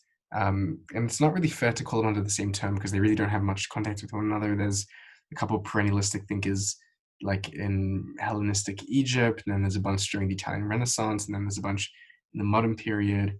But the core element which unites them is the belief that all religions, and it's formulated differently by different perennialist thinkers, that all religions, all philosophies, or all religions are in some sense teaching the shared or same truths. Yeah, I recall that now.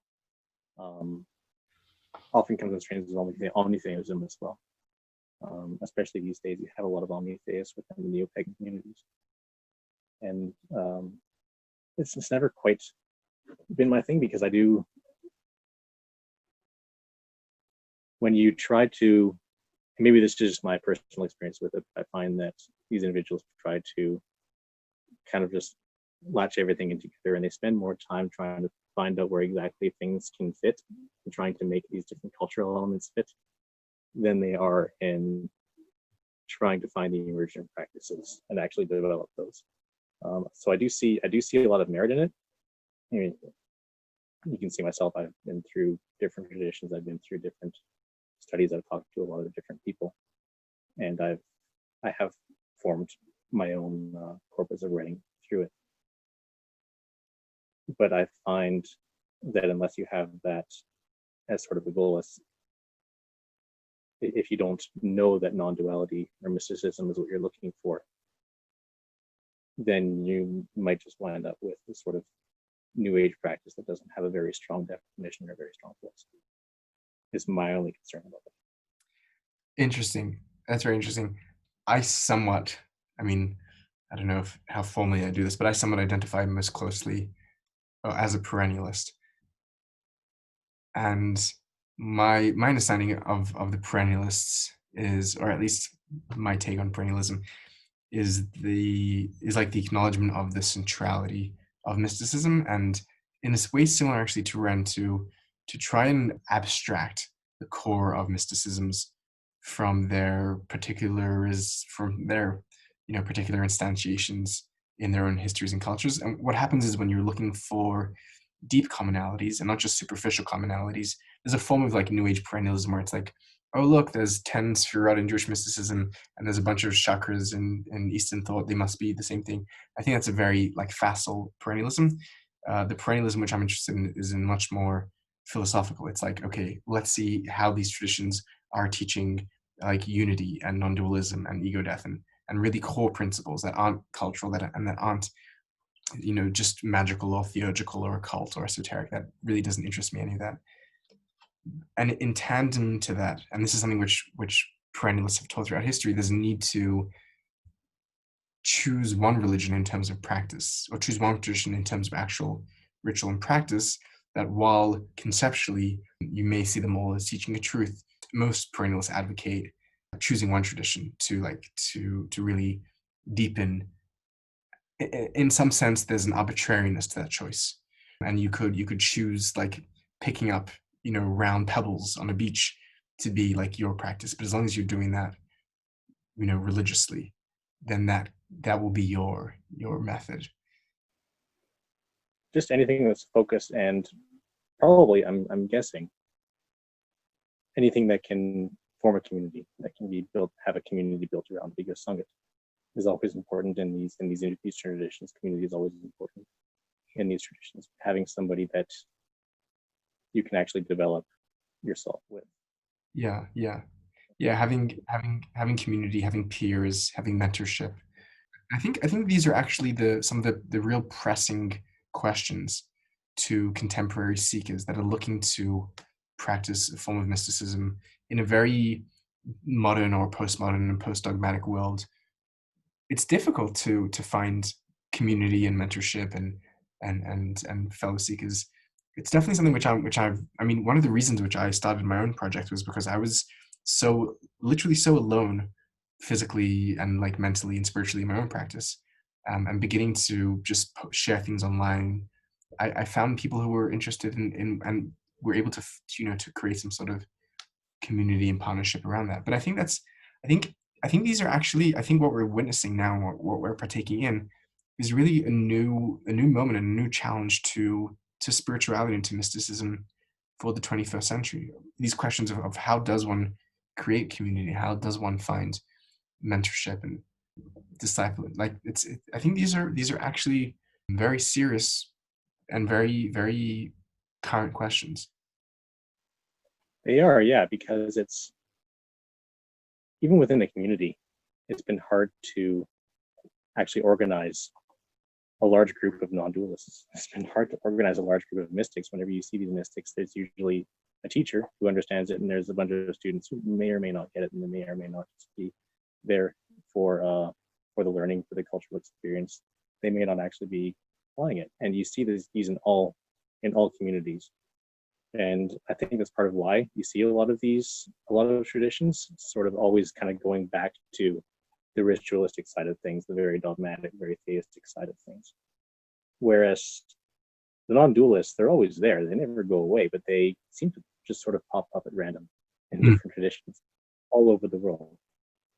And so I think, and you experience this yourself, and we've touched on this before, is the internet has been wonderful for actually bringing these individuals together and helping to foster these ideas on potentially a more permanent basis. Because not only can these communities always find each other, there's always going to be people who say, well, this is the place for serious mystics. This is the place for the non-dualists. And we're always going to be accepting new people, whether you're from New Zealand or whether you're from Canada. You're going to find people who are interested in the same understanding and the same practices, whether you're from a Christian background, whether you're from a Jewish background, whether you're from a Hindu background. So the internet has been made for that, and for finding these new ideas and for fostering these new ideas. And it's also always going to be a more or less probably permanent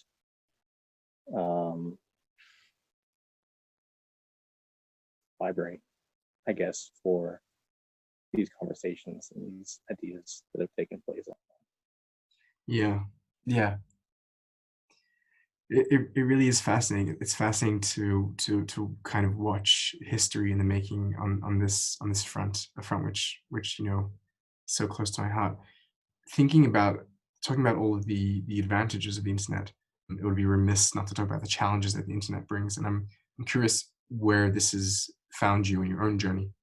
One of my big challenges with internet living, learning, experiencing community is the sheer, and this is like the parallel opposite idea that humans have had for all of history. Historically, accessing information was so rare and so difficult. You hear stories about contemplatives and monks who travel across an entire continent, like during the winter, to get hold of like one text from Aristotle or something.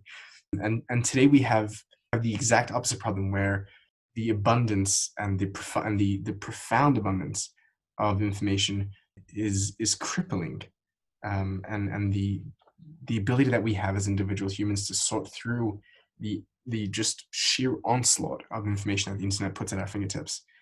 How is that been a challenge for you? How does one distinguish between information and meaning in the internet age?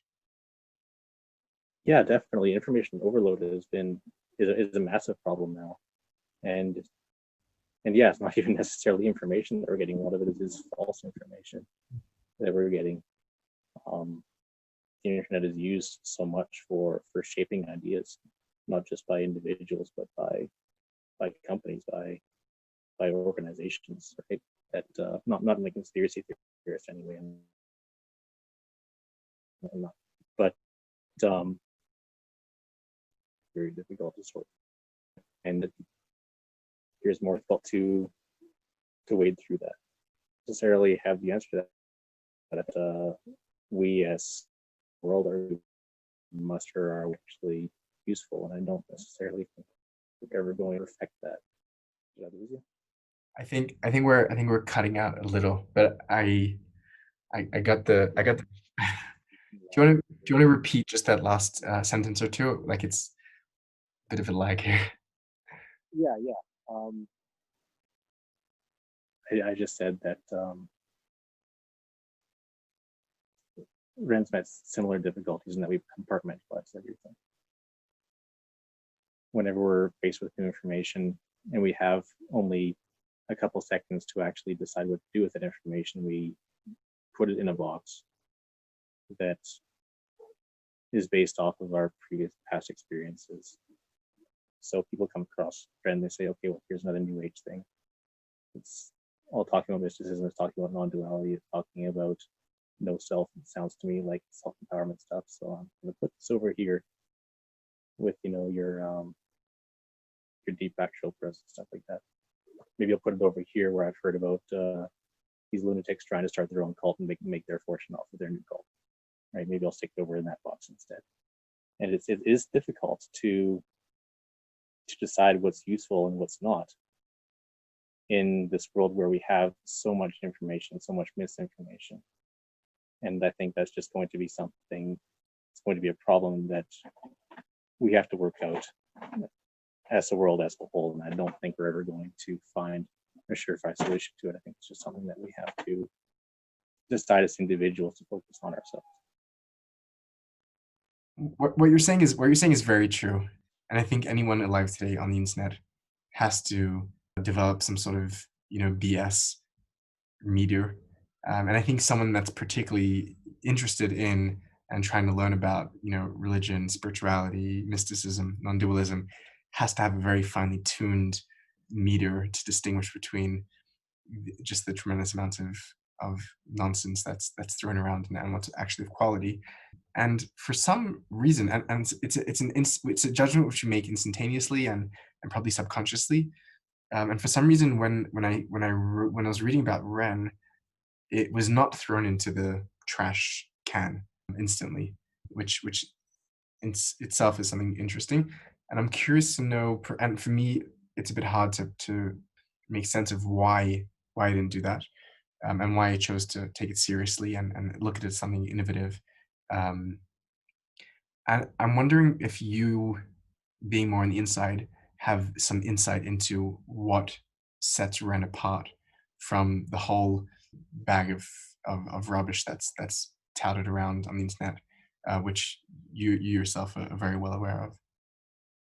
Yeah, I am aware of the rubbish, and I've written Rën in a way that doesn't use the tropes so much of the rubbish. The Rën script starts sounding almost more like a manifesto sometimes, rather than trying to empower you to say that you are your own miracle, you are nothing less than God. It brings up a lot of the difficulties that we find ourselves in modern Western society, modern industrialized society in general now. And there's a large corpus on it. It's 10,000 words of text. It's as long as the Tao Te Ching. There's more as well. There's poetry to be found. There's an entire grammar of an entire language that's been created for it. So it's not just, I don't think one can look at it necessarily and see what's been done with it and lump it into the New Age category of just another self-help book by someone who fancies themselves a self-help guru, right? So I think that might be the reason, but I can't really speak to what exactly enticed you about it. Right. Yeah, there was a sense of a realism and a sophistication and a thought out throughness. And it's true in to use this sort of amorphous term, in the New Age basket, you see so many of the same tropes and the same lines being thrown around, often things that are like difficult to substantiate. I was just having a chat with a professor of philosophy. We were talking about logic and mysticism, and we were talking about issues of like incompleteness theorem, Gödel's like theorems, and quantum physics. And we were talking about how like so much of the problem of these ideas is that although they contain some very like interesting and fascinating and fundamental truths perhaps about reality, they become so quickly adopted and used and really abused by New Agers who have no respect, no understanding, and there's an importance of humility. And if someone's going to be teaching mysticism and is going to want to incorporate some sort of complex mathematical theorem, they either better be a very good mathematician on their own right, which they may be, or they better well make it very clear that they're not, and be very clear about it. And I felt that in Rën, there were no claims that were being made that were grandiose or that we're borrowing on facile tropes, and a sense of there's something challenging about it, where I think in mysticism that just sort of rubs our back and makes us feel great about ourselves is an ego rub mysticism, and mysticism that tells us there's work to be done, there's discrimination to be biases to be undone, and there's an ego to be dissolved. I think is an important message. Yeah, and there's honestly a lot that could even be construed as negativity within the poetry. There's a lot of saying that your identity doesn't mean anything. What you think of yourself doesn't matter. You're going to die. You need to recognize that your own death is coming, and take it before it happens. You need to recognize that your aspirations don't really mean a whole lot. There's a lot in there that really doesn't fit the usual self-help, the usual ego backdrop, mysticism mantras. Yeah, but I find that it's ultimately those stark truths which are the most liberating, and when we're able to confront our own finitude and our own deaths and our own inconsequentiality, the burden that's raised off us is enormous. Yeah, definitely. I personally love it when I'm approached with something in writing or in fiction or anything that immediately has me recoiling. I immediately, my gut reaction is to say, no, I don't like that. That's wrong.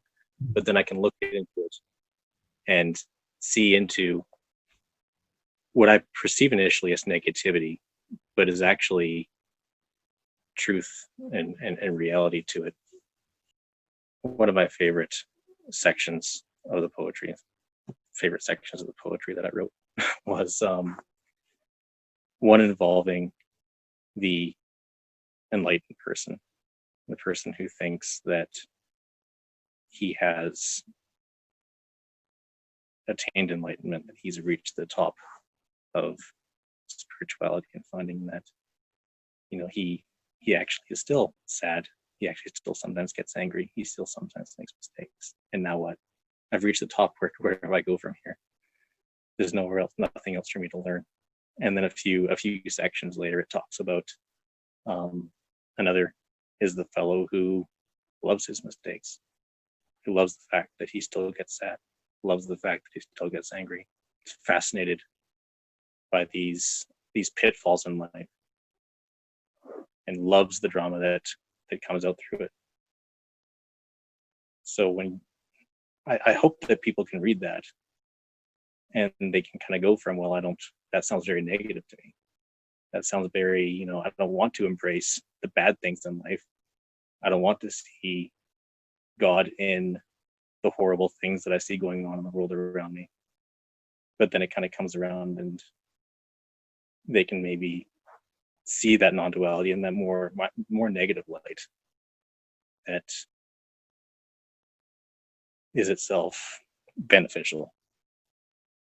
I remember actually getting into a discussion with a Sikh fellow on a Discord forum, of all things.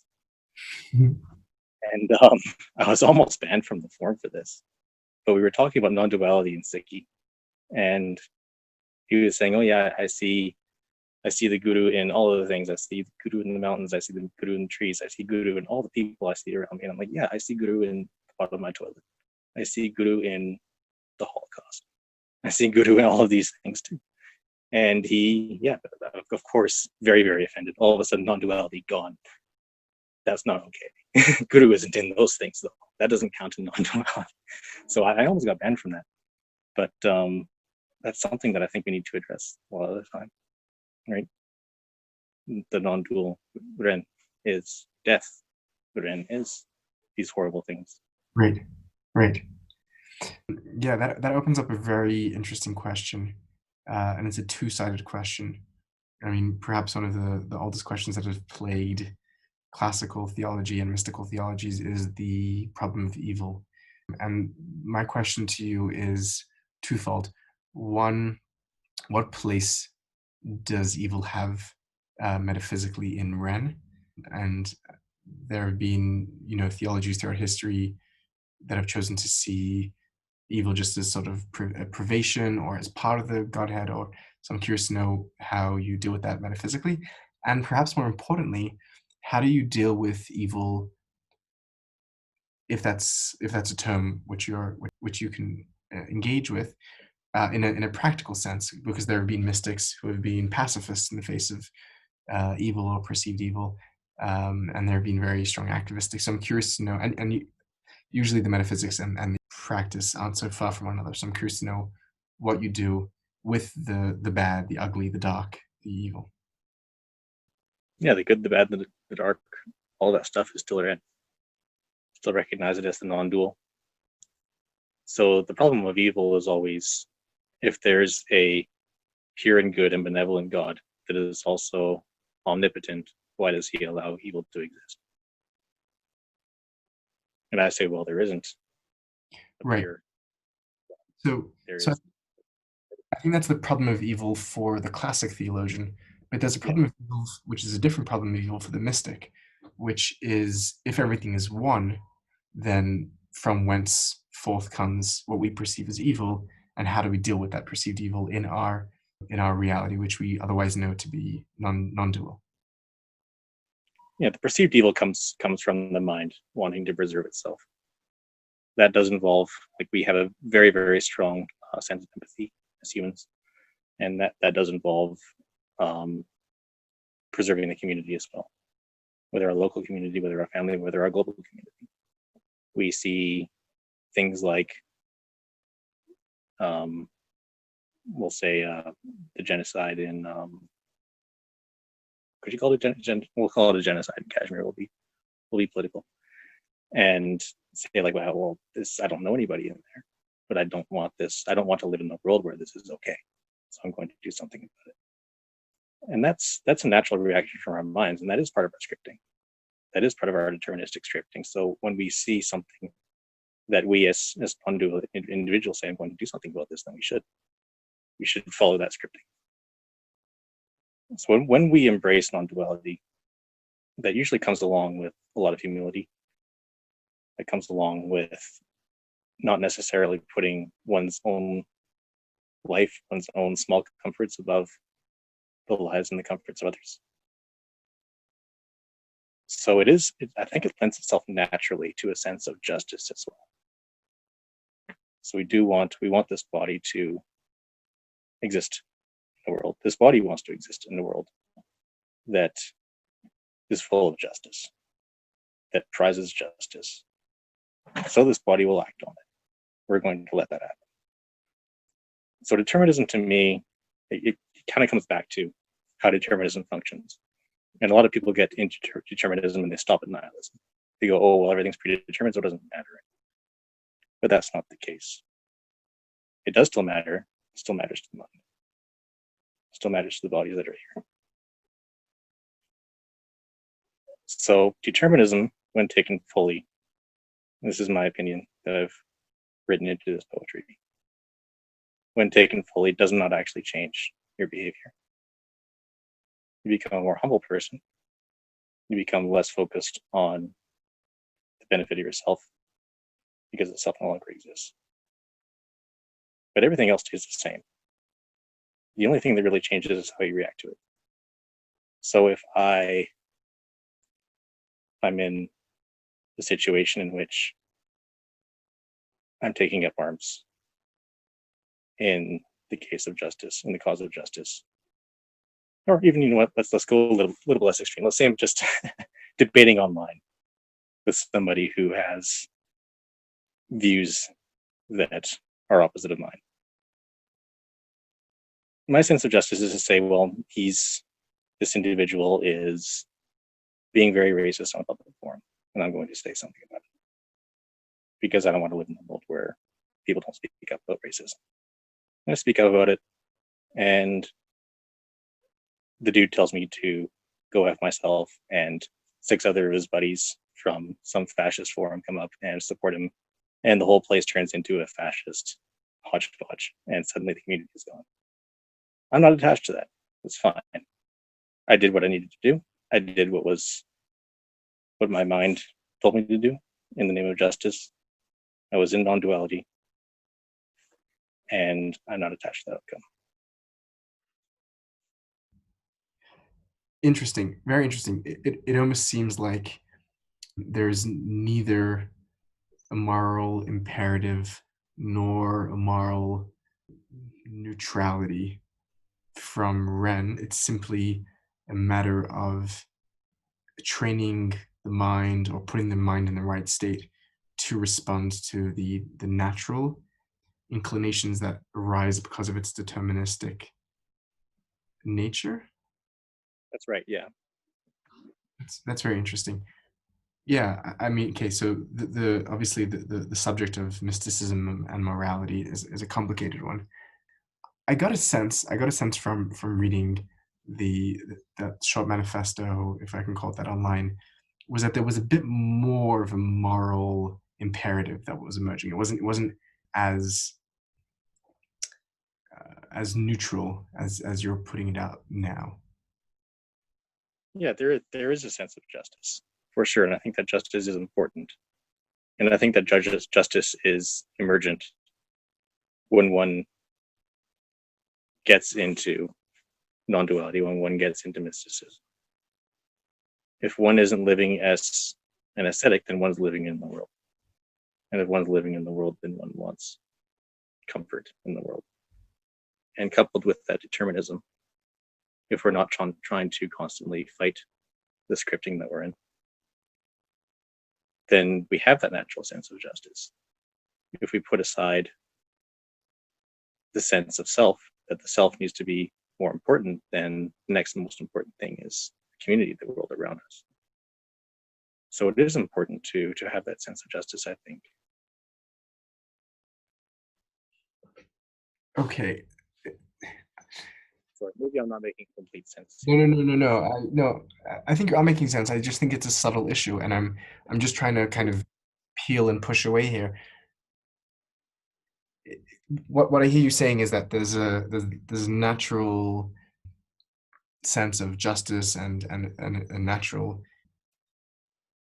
I'm trying to think of the term in sort of ethical in moral philosophy, where there's a sort of like a sense in the soul, maybe like some sort of natural theology of Aquinas to go back, where there's like the soul itself naturally. I mean, soul is probably not a word that would apply here, but the individual has a natural sense of what's good. Put a bit of a Rousseauian maybe idea of like nature does nature, and that's good. My question is though, and this is my take on mysticism, and we're entitled to disagree. I think that's part of the beauty of open conversation. My sense of mysticism is that it's not just that mysticism allows one to engage with their natural sense of goodness in a way that's not attached, but mysticism itself, the principle of non-duality, let's be more specific, the principle of non-duality itself makes moral claim upon the individual that goes beyond just what the natural person who had not discovered non-duality would have known.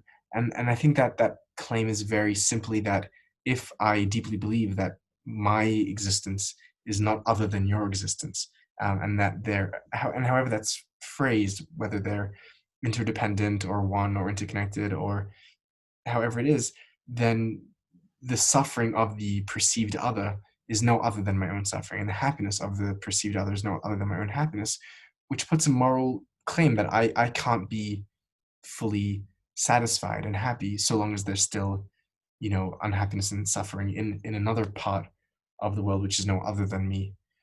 Is that a line of thinking that Rën follows, or is that not in line with Renian thought? It is to an extent. It's definitely true that there is only one life that's lived. It's the life of everything that's ever been in existence and never will be. So one form of just meditation when I'm out and about is to consider all the lives around me and consider the fact that because of the limitation of the language, I have led or I will lead all of these lives, every single one of them. From the child who's screaming right now at his mother, to the mother, to the ant that they just accidentally stepped on. All these lives I'm eventually going to lead. Every single person who's ever been tortured, every single person who's ever done the torturing, I'm going to lead those lives. That is something to consider. But if we think about the idea that every single one of those lives needs to be content, and that I need to be making every single one of those lives as happy as I possibly can, is not necessarily going to lead to action. So if we go back to the metaphor of the racist fellow, if I want him to be happy, what am I going to be doing? Right? Does his happiness mean less than happiness of the other people on the board? Actually, there's more fascists on that place than if they took over, then there's more fascists than non-fascists. So shouldn't I be trying to make them happy right now? So, yeah, I'm also being conscious of like where is a good point in our own discussion to accept disagreement and to move along. But my thinking based on mysticism would be that there, and this may be doing some moral guessing for the other, but that because I believe fundamentally in the unity of being, and because being a racist and a fascist seems out of line with that, what I see to be a true conception of reality, I would say that although they may find some temporary happiness in that, they're not going to be happy in any sort of real or sustained sense. In that, if I really did care about their happiness as my own, I would try and do what I can to try and help them see that for themselves. And sometimes that means walking away with dignity, and sometimes that means pointing out, factual mistakes in one's reasoning. But yeah, I'll let you. That makes getting closer to an agreement here, actually. Okay. Because you're right. You are kind of making an assumption, and honestly, there are one thing that I find moral systems don't take into account a lot of the time is the existence of the psychopath. Mm-hmm. There are people in the world who really don't have good in them for you to bring out.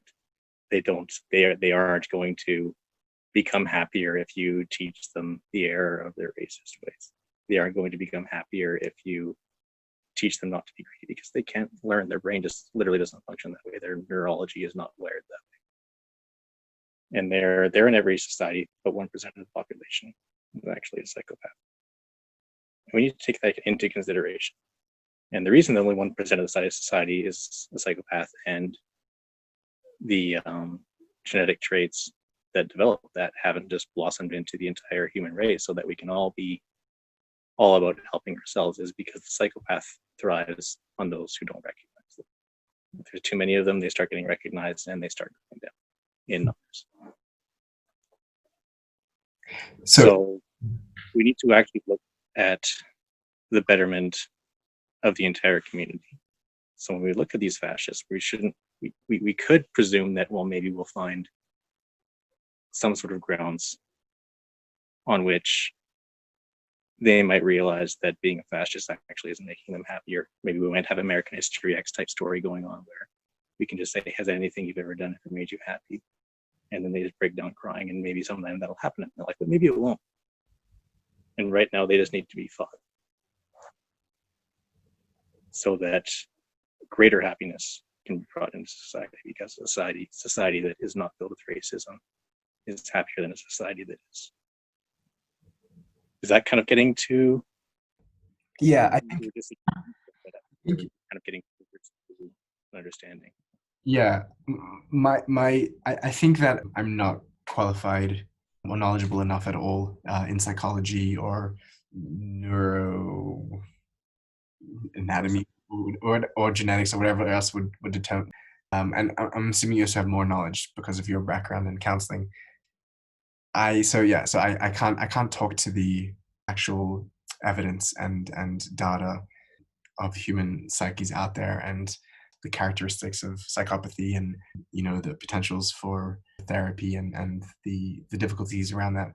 My thinking to the issue comes from a place that's very obliquely influenced by theology and mysticism, and the sense of the unwillingness to give up on another person and to write them off as unsavable or unredeemable.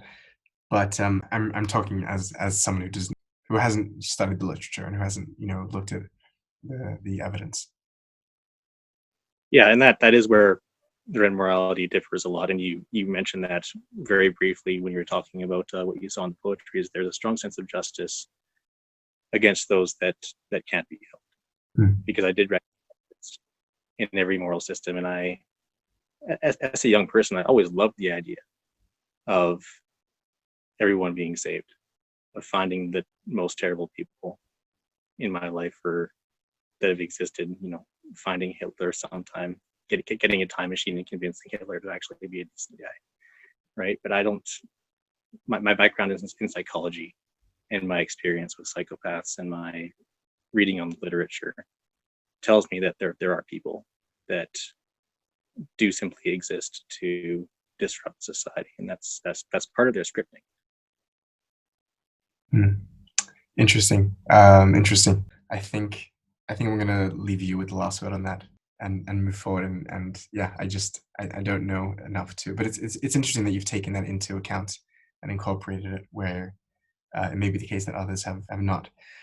I want to actually just finish reading this very brief manifesto and reflect on what comes up, and then I'm going to let you go back and continue running, if that can be used as a verb. Being Rën. Being Rën. Okay, so and appropriately, the section that we're up to is called Rën. The neologism, if that's how it's pronounced. Rën is central to the philosophy as it represents an array of meanings given context. Firstly, it refers to a form of divinity in which, is represented all consciousness in both animate and inanimate form. I like that idea of consciousness in inanimate form. Does Rën ascribe to some form of panpsychism? Yes, very much. Nice. In the same way, especially within its constructed language, Rën may also apply to any conscious being. Rën also refers to philosophy itself, although adherents refer to themselves equally as nameless or Rik Alma, without words. I'm thinking there's a Hebrew cognate of Rik, which means empty, and Mila, which is word. Am I close? Three is no, is a negative, and kalma is words. Okay, interesting. In Rën itself, you're saying? Oh, that's entirely just another neologism. Got it. So that's a coincidental cognation. Nice. And it is the common name of the constructed language connected to philosophy. Cultures around the world have used other words such as God, Brahman, Tao, and Nam to express divinity. Nam, what tradition does Nam come from? Sikh. Oh, you see what? I have some serious gaps in my knowledge, and I have a list of mystical traditions that I like. You have not looked into these ones enough, and Sikhism is one of them. I did an interview with a Sikh the other day, but I don't know if I should say this online, but he didn't know much about Sikhism. Because people often think of it as, whenever you look at a definition of Sikhi is a monotheistic religion. Right. So we don't tend to think in terms of mysticism or non-duality. Unfortunately. No, when I read anything, even perfunctory about Sikhism, I see right away that it's deeply mystical and just like historically, the nature of it being Socratic between Islam and Hinduism lends itself to taking refining characters from both, and it's definitely on my list, and it's a regret of mine that I haven't yet got to it. And all have their connotations associated with the cultures and philosophies to which they belong. Rën may apply easily to any of these concepts, as well as to the secular concepts of consciousness, awareness, reality, and life. I'm curious why in that list of consciousness, awareness, reality, and life, being is absent, which is a word which is typically used as a secular stand-in for God. It could be added for sure. Okay. Rën is all things, and there is nothing and no one aside from Rën which exists on its own, divided into things and being only by illusion stemming from Rën itself. Rën refers not to external forms of divinity, but to forms of consciousness that may be seen within it. All humans and animals, all ideas of God, and all animate pronouns you, him, her, them are called Rën. For this reason, one also uses the word Rën as a greeting to remind both friends that they are conscious, one awareness in two bodies. That's a really beautiful idea. In Hebrew, we greet each other, in Arabic as well, we greet each other by saying shalom or salam. And in Jewish theology, one of the names of God, and in Islam as well, is shalom, is peace, which is a beautiful idea. I've always loved seeing in languages different greetings, and they all have, so many of them, I shouldn't say all of them, have theological backgrounds to it. That's really beautiful. I have to look into that. That's such a beautiful idea to greet the other as divine, or with divinity. World living / methodology. Meditation suggests as a primary means of achieving iuda, no particular method prescribed. However, adherents also recognize to cultivate awe, called eher, in their surroundings, and constantly remember that the idealism of Rën in day-to-day life rather than withdrawing from modern society. Abstinence from exploitative economic practices is strongly emphasized. This is something which I highlighted when I read, and I'm curious to know what that means, because this is like one of the first things that actually is actually like a strong directive for one's lived life that may change things beyond, general mystical thought. Could you expand on that briefly? Yeah. So again, kind of getting back to almost our discussion on justice, is that one pursues non-duality, pursues ego death, they are innately no longer going to be pursuing one's own wealth or small comforts over the comfort of others. Economic practices in the modern era, the modern industrialized era, are probably the most widespread method of defying that, of exploiting others for one's own gain. So it's no longer about food or about malice, but it is about exploitation, and it's rampant right now. And that's when I was starting to write this poetry, that was something of a fixation of mine, as a strong indicator that something was wrong and there had to be a widespread solution for it that wasn't necessarily political or economic even in nature, but rather moral. And there had to be a way to get to that morality through the mysticism and the non-duality that I've been learning. So that's the conclusion that I arrived at. I wrote it into the book. Yeah, I think that's something that we will strongly agree on, and I like the way that you phrased it, that it's not political, it's not even economic, it's moral. And I think that this is a very interesting thing, because people in a modern society, post logical positivism and analytical philosophy, believe that metaphysics is not only irrelevant but is nonsense and can't be spoken of. And I'm curious to know if you agree with me on this, that metaphysics is not only not irrelevant, but is so important and is the bedrock of our ethics, morality, and life choices. And it's specifically the belief that we are separate, individual, discrete entities that allows us to engage in the exploitative economic practices that we do. And the antidote to that is the metaphysics of unity or non-duality, which says that I cannot be morally justified in behaving in a way that that harms something, something else that's so implicated in my own being. That's exactly it. Yeah. Into it further, why would I? What do I need? Right. Yeah. Really trying to bolster this thing that isn't.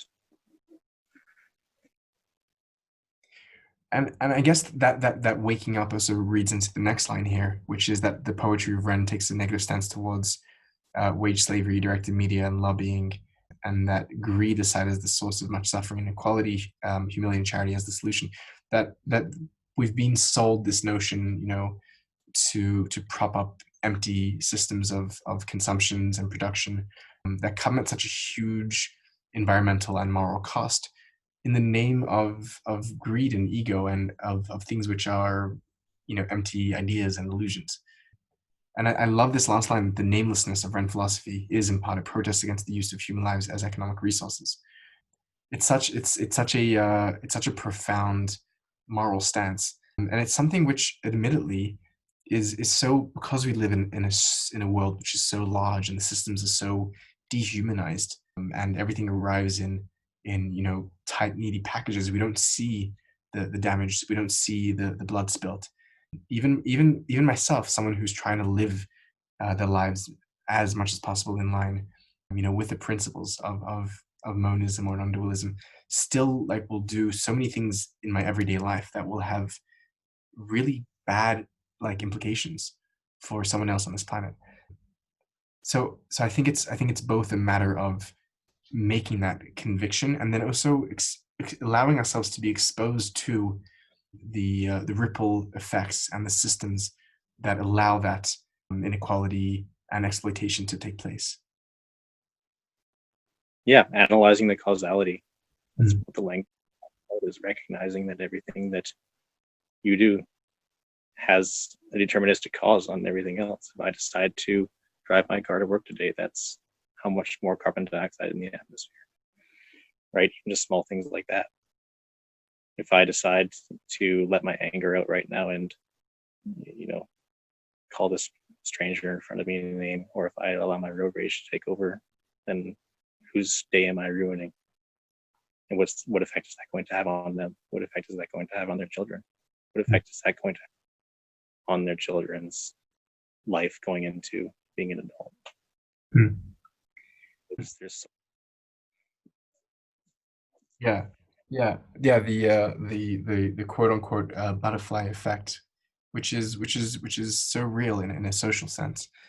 This idea, the very last line here, of the namelessness of Rën philosophy, in part as a protest against the use of human lives as economic resources, is such a phenomenal idea, because if I'm understanding correctly, it's playing two birds here with one stone, which is that both the human beings, which are rendered nameless by our own greed, right?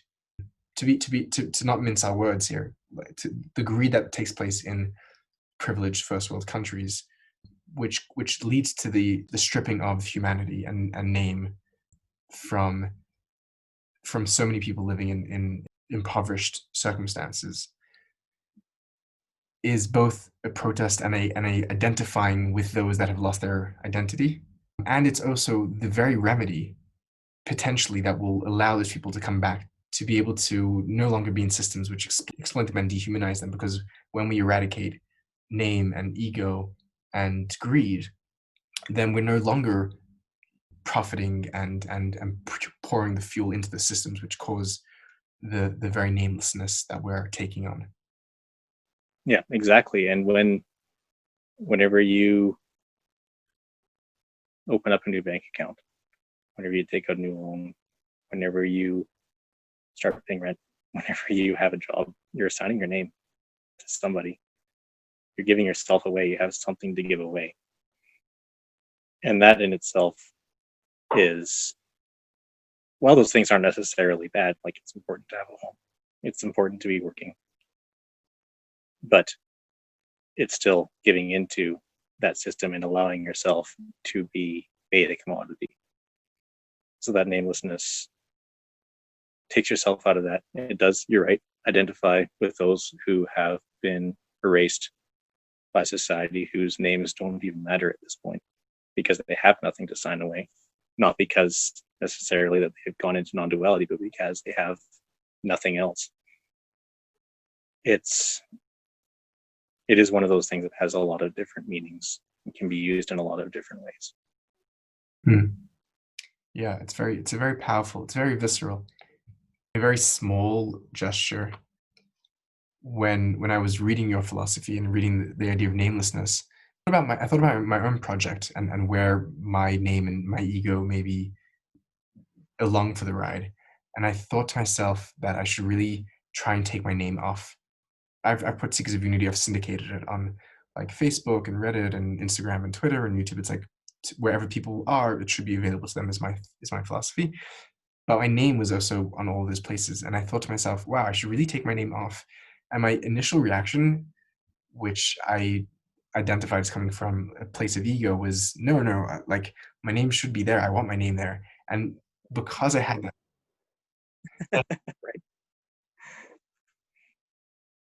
You might want to have that on your resume. Right, exactly. What I did was I went to all those platforms and I took off my personal name. I just left Seekers of Unity, and it was like there was a bit of a challenge there. There was like resistance from the ego to take my name down, but I think it was a very healthy thing, and I think that people today in the kind of this space that we're talking about, the space of mysticism and internet, where you're setting as a very valid and healthy example to try as much as we can to take your name down. So in terms of ripple effect, I just wanted to let you know that you had a very small ripple effect on me, and I hope that ripple effect continues. But just a small one. Just small. Yeah, I think we're nearing the end of this.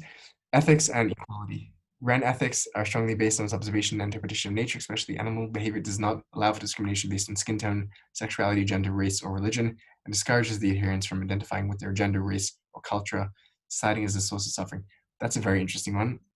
You know what? I'm actually just going to read till the end here, and then turn to you for final words, because I feel like I've taken enough of your time, and I just noticed the clock here, and it's telling me that I have to go to bed real soon, and my battery is about to die. I have a free day, which is why I volunteered it to you.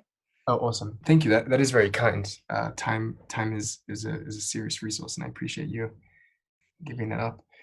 Rën ethics are strongly based on its observation and interpretation of nature, especially animal behavior. It does not allow for discrimination based on skin tone, sexuality, gender, race, or culture, and discourages adherents who are identifying with their gender, race, culture, citing as a source of suffering. That's an interesting point and a strong point. So in a Rën context, if I were to ask you if you are a male, you would choose to not answer. You would plead the fifth on that. That's right. Interesting. And that's because that classification and identification is often used as a source of suffering in society. That's right. Interesting.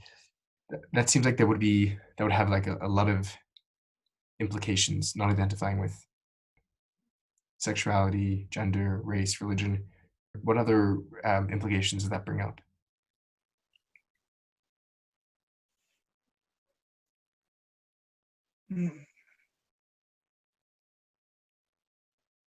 Just trying to think of a good example here.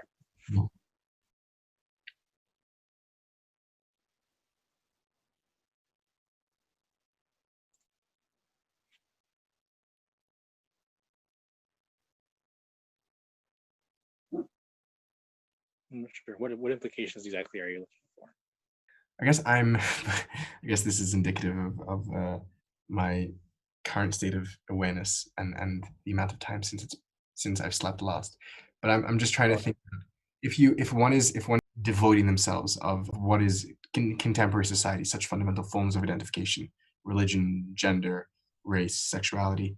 I'm just like trying to think of like all of the ripple effects that would bring to someone living in a world where those things all do have such a.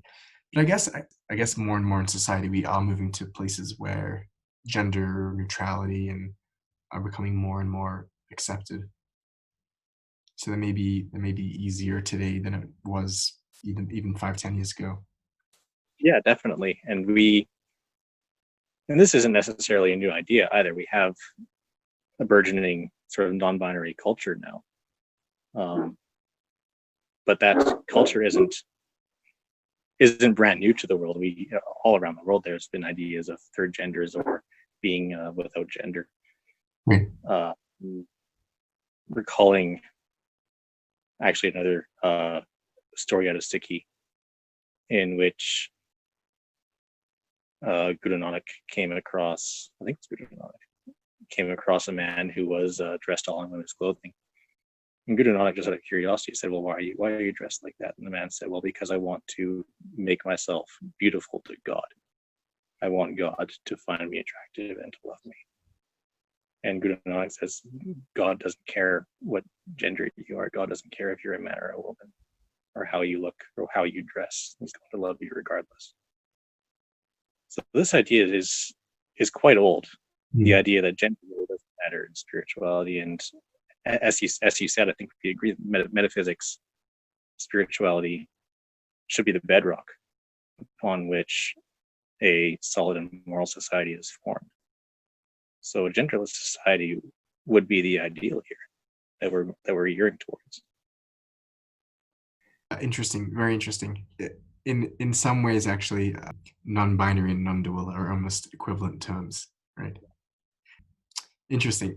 This is honestly very fascinating, and I can imagine a lot of people finding this practice objectionable, obviously, because this is a very contentious contemporary issue.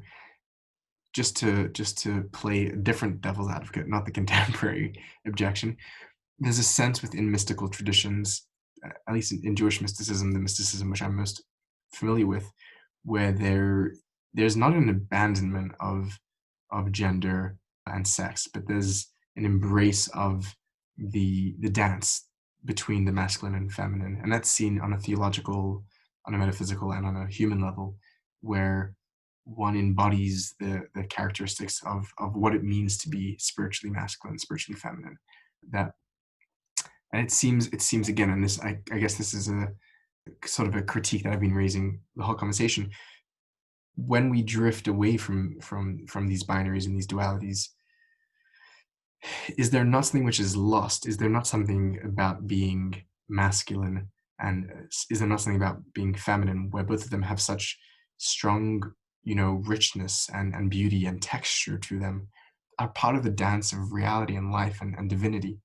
And I'm just concerned again that those things being absent takes away from something of the beauty of I don't know. Yeah. This is actually a flaw in my writing of that article, and for that I apologize. When I'm talking about not identifying with a gender or with the culture or with a religion, I'm not saying to abandon them entirely. If one is masculine, one can act masculine according to their culture, according to the era. That's not changing. I'm not saying that everyone needs to, wear non-binary clothing, make sure they're wearing a nice blouse and maybe a nice pair of pants, and their hair is set in a fashion that can't be identified as male or female. If you're a man and you want to act like a man, you can act like a man, but you don't identify with that. And part of the harm that comes from the identification of gender is not from masculinity. And this actually comes up a lot when discussing gender as well. When people are talking about toxic masculinity, you always get some people coming up and saying, well, you're saying masculinity is toxic. Well, no, we're not. We're saying that toxic masculinity is toxic. There's a difference between being a man, being set in your masculinity, but being capable of going outside of that when you need to be, or possibly being misidentified and not getting upset about it.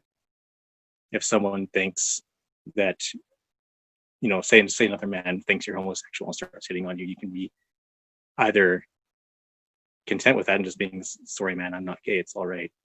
Or else you can embrace toxic masculinity. And you can say, no, I'm a straight, masculine, cishet dude, and you need to back the hell away from me right now. That's the issue that I take.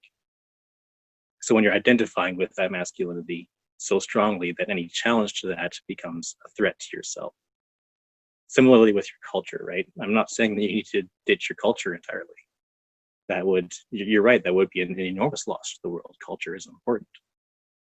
But again, there's a difference between if you're an American and someone shows you the American flag upside down. Are you going to see that as an opening to start a dialogue? Or are you going to become upset about that and start shooting? Right, is the difference. Is that going to be such a strong identity for you that you're going to see it as a threat? Right, I hear what you're saying. To borrow a previous metaphor, we could say perhaps that we can engage with all of these identifiers as part of the dance, knowing that they're only dance and they're only roles and they're only, without intrinsically identifying with them and limiting ourselves to them. Exactly. Those are all social realities. They're all capable of, could be different in 10 years. masculinity was different 10 years ago. Our culture is going to change, right? What our sexuality looks like is going to change. These are all cultural elements that is going to be constantly in flux. So identifying with them and saying, well, this is me, and this is never going to change because this is who I am, is not beneficial to the non-dual self. All we are is Rën. My laptop, actually, I plugged it in, but it seems not to be charging. Let me find out why. But hopefully your battery is all right. Oh, no, my battery is on 6%. This is it's so weird. It's plugged in. Okay, this is weird. And okay, well, that puts a definitive time limit on the conversation. Perhaps, this is the script, that's for sure. And let me just, okay, so let's cut to the conclusion. I wanted to firstly thank you so much for coming on and being so gracious with your time. It was really delightful, and it really answered a lot of questions for me, for something that was very enigmatic, and I was very excited. Definitely the novelty of it and the first interview was all very exciting, and I definitely allowed myself to get swept along in that play of things. So thank you. And I was really looking forward to the conversation, and it did not disappoint. The conversation was really enlightening, and a lot of my own thinking around issues of mysticism are things which clearly you've been thinking about as well, and it was really great to have someone to talk to, talking about, trying to find peers in community. I feel like I do have a peer in you, someone that's been searching and exploring and thinking, and so thank you for being that for me. And I also really appreciate the capacity for not just easy dialogue and sort of loving dialogue, which is important, but also a place for respectful disagreement and for the ability to challenge one another. And I'm really glad that you were open to that, and I think that's really important. I think that if we're to build a community in a world that's inspired by mysticism, it has to be mysticism that's self-critical and that's open to scrutiny and open to objection. So thank you, firstly. Yeah, thanks very much for having me, and I definitely agree. We all need to keep growing. I myself definitely included. And disagreement is the only way you can do that. Even if you get into an outright debate with somebody and you wind up steaming afterwards, you're going to look back and think about it. And if it's something that you're passionate about, then down the line we're both going to learn from everything. Yeah, yes, absolutely. And I want to open the floor to you. If you have any concluding thoughts or messages to the seekers out there, to share that, and also to direct people, if they would like to learn more about Rën, where the best place to do that, to make contact, to resources. There is a website that right now it just contains the main text. But there is more text forthcoming. I actually have another piece of 49 poems. This time they're written in the Rën language with a transliteration and a translation, all in different formats, just different ways of expressing different themes, just kind of showing what the language is capable of in terms of what it can express and the ideas that it can put forth. So that will be coming out soon. We do have a Discord server as well. I kind of just link it around whenever I see somebody who might be interested in, but I can send you the link later and you can stick it on the page if you want. Yes, please. And yeah, just meditation is the most important thing if you're just starting to get involved in mysticism. It doesn't even necessarily matter how you're meditating or your goal in meditation, just mindfulness, unclearing, whatever method is working for you, practice it every day. And if you can get into that practice, then that's what's going to help you more than anything. I am going to take that to heart because I have not been meditating much at all in my own practice, and your recommendation came at a very well-timed moment, and I'm going to, God willing, Rën willing implement some of that in my own practice. And hopefully I and everyone else around me will be the better for it. Thank you so much for coming online. It was absolutely a pleasure. And I do look forward to continuing to see developments with Rën poetry and language and writing and community. And I'm going to post the link in the video description. I'm going to post whatever link you're able to send me for people to find that. And I wish you continued success and luck and happiness in your journey. Thanks very much. Thank you, Take brother. care of you. You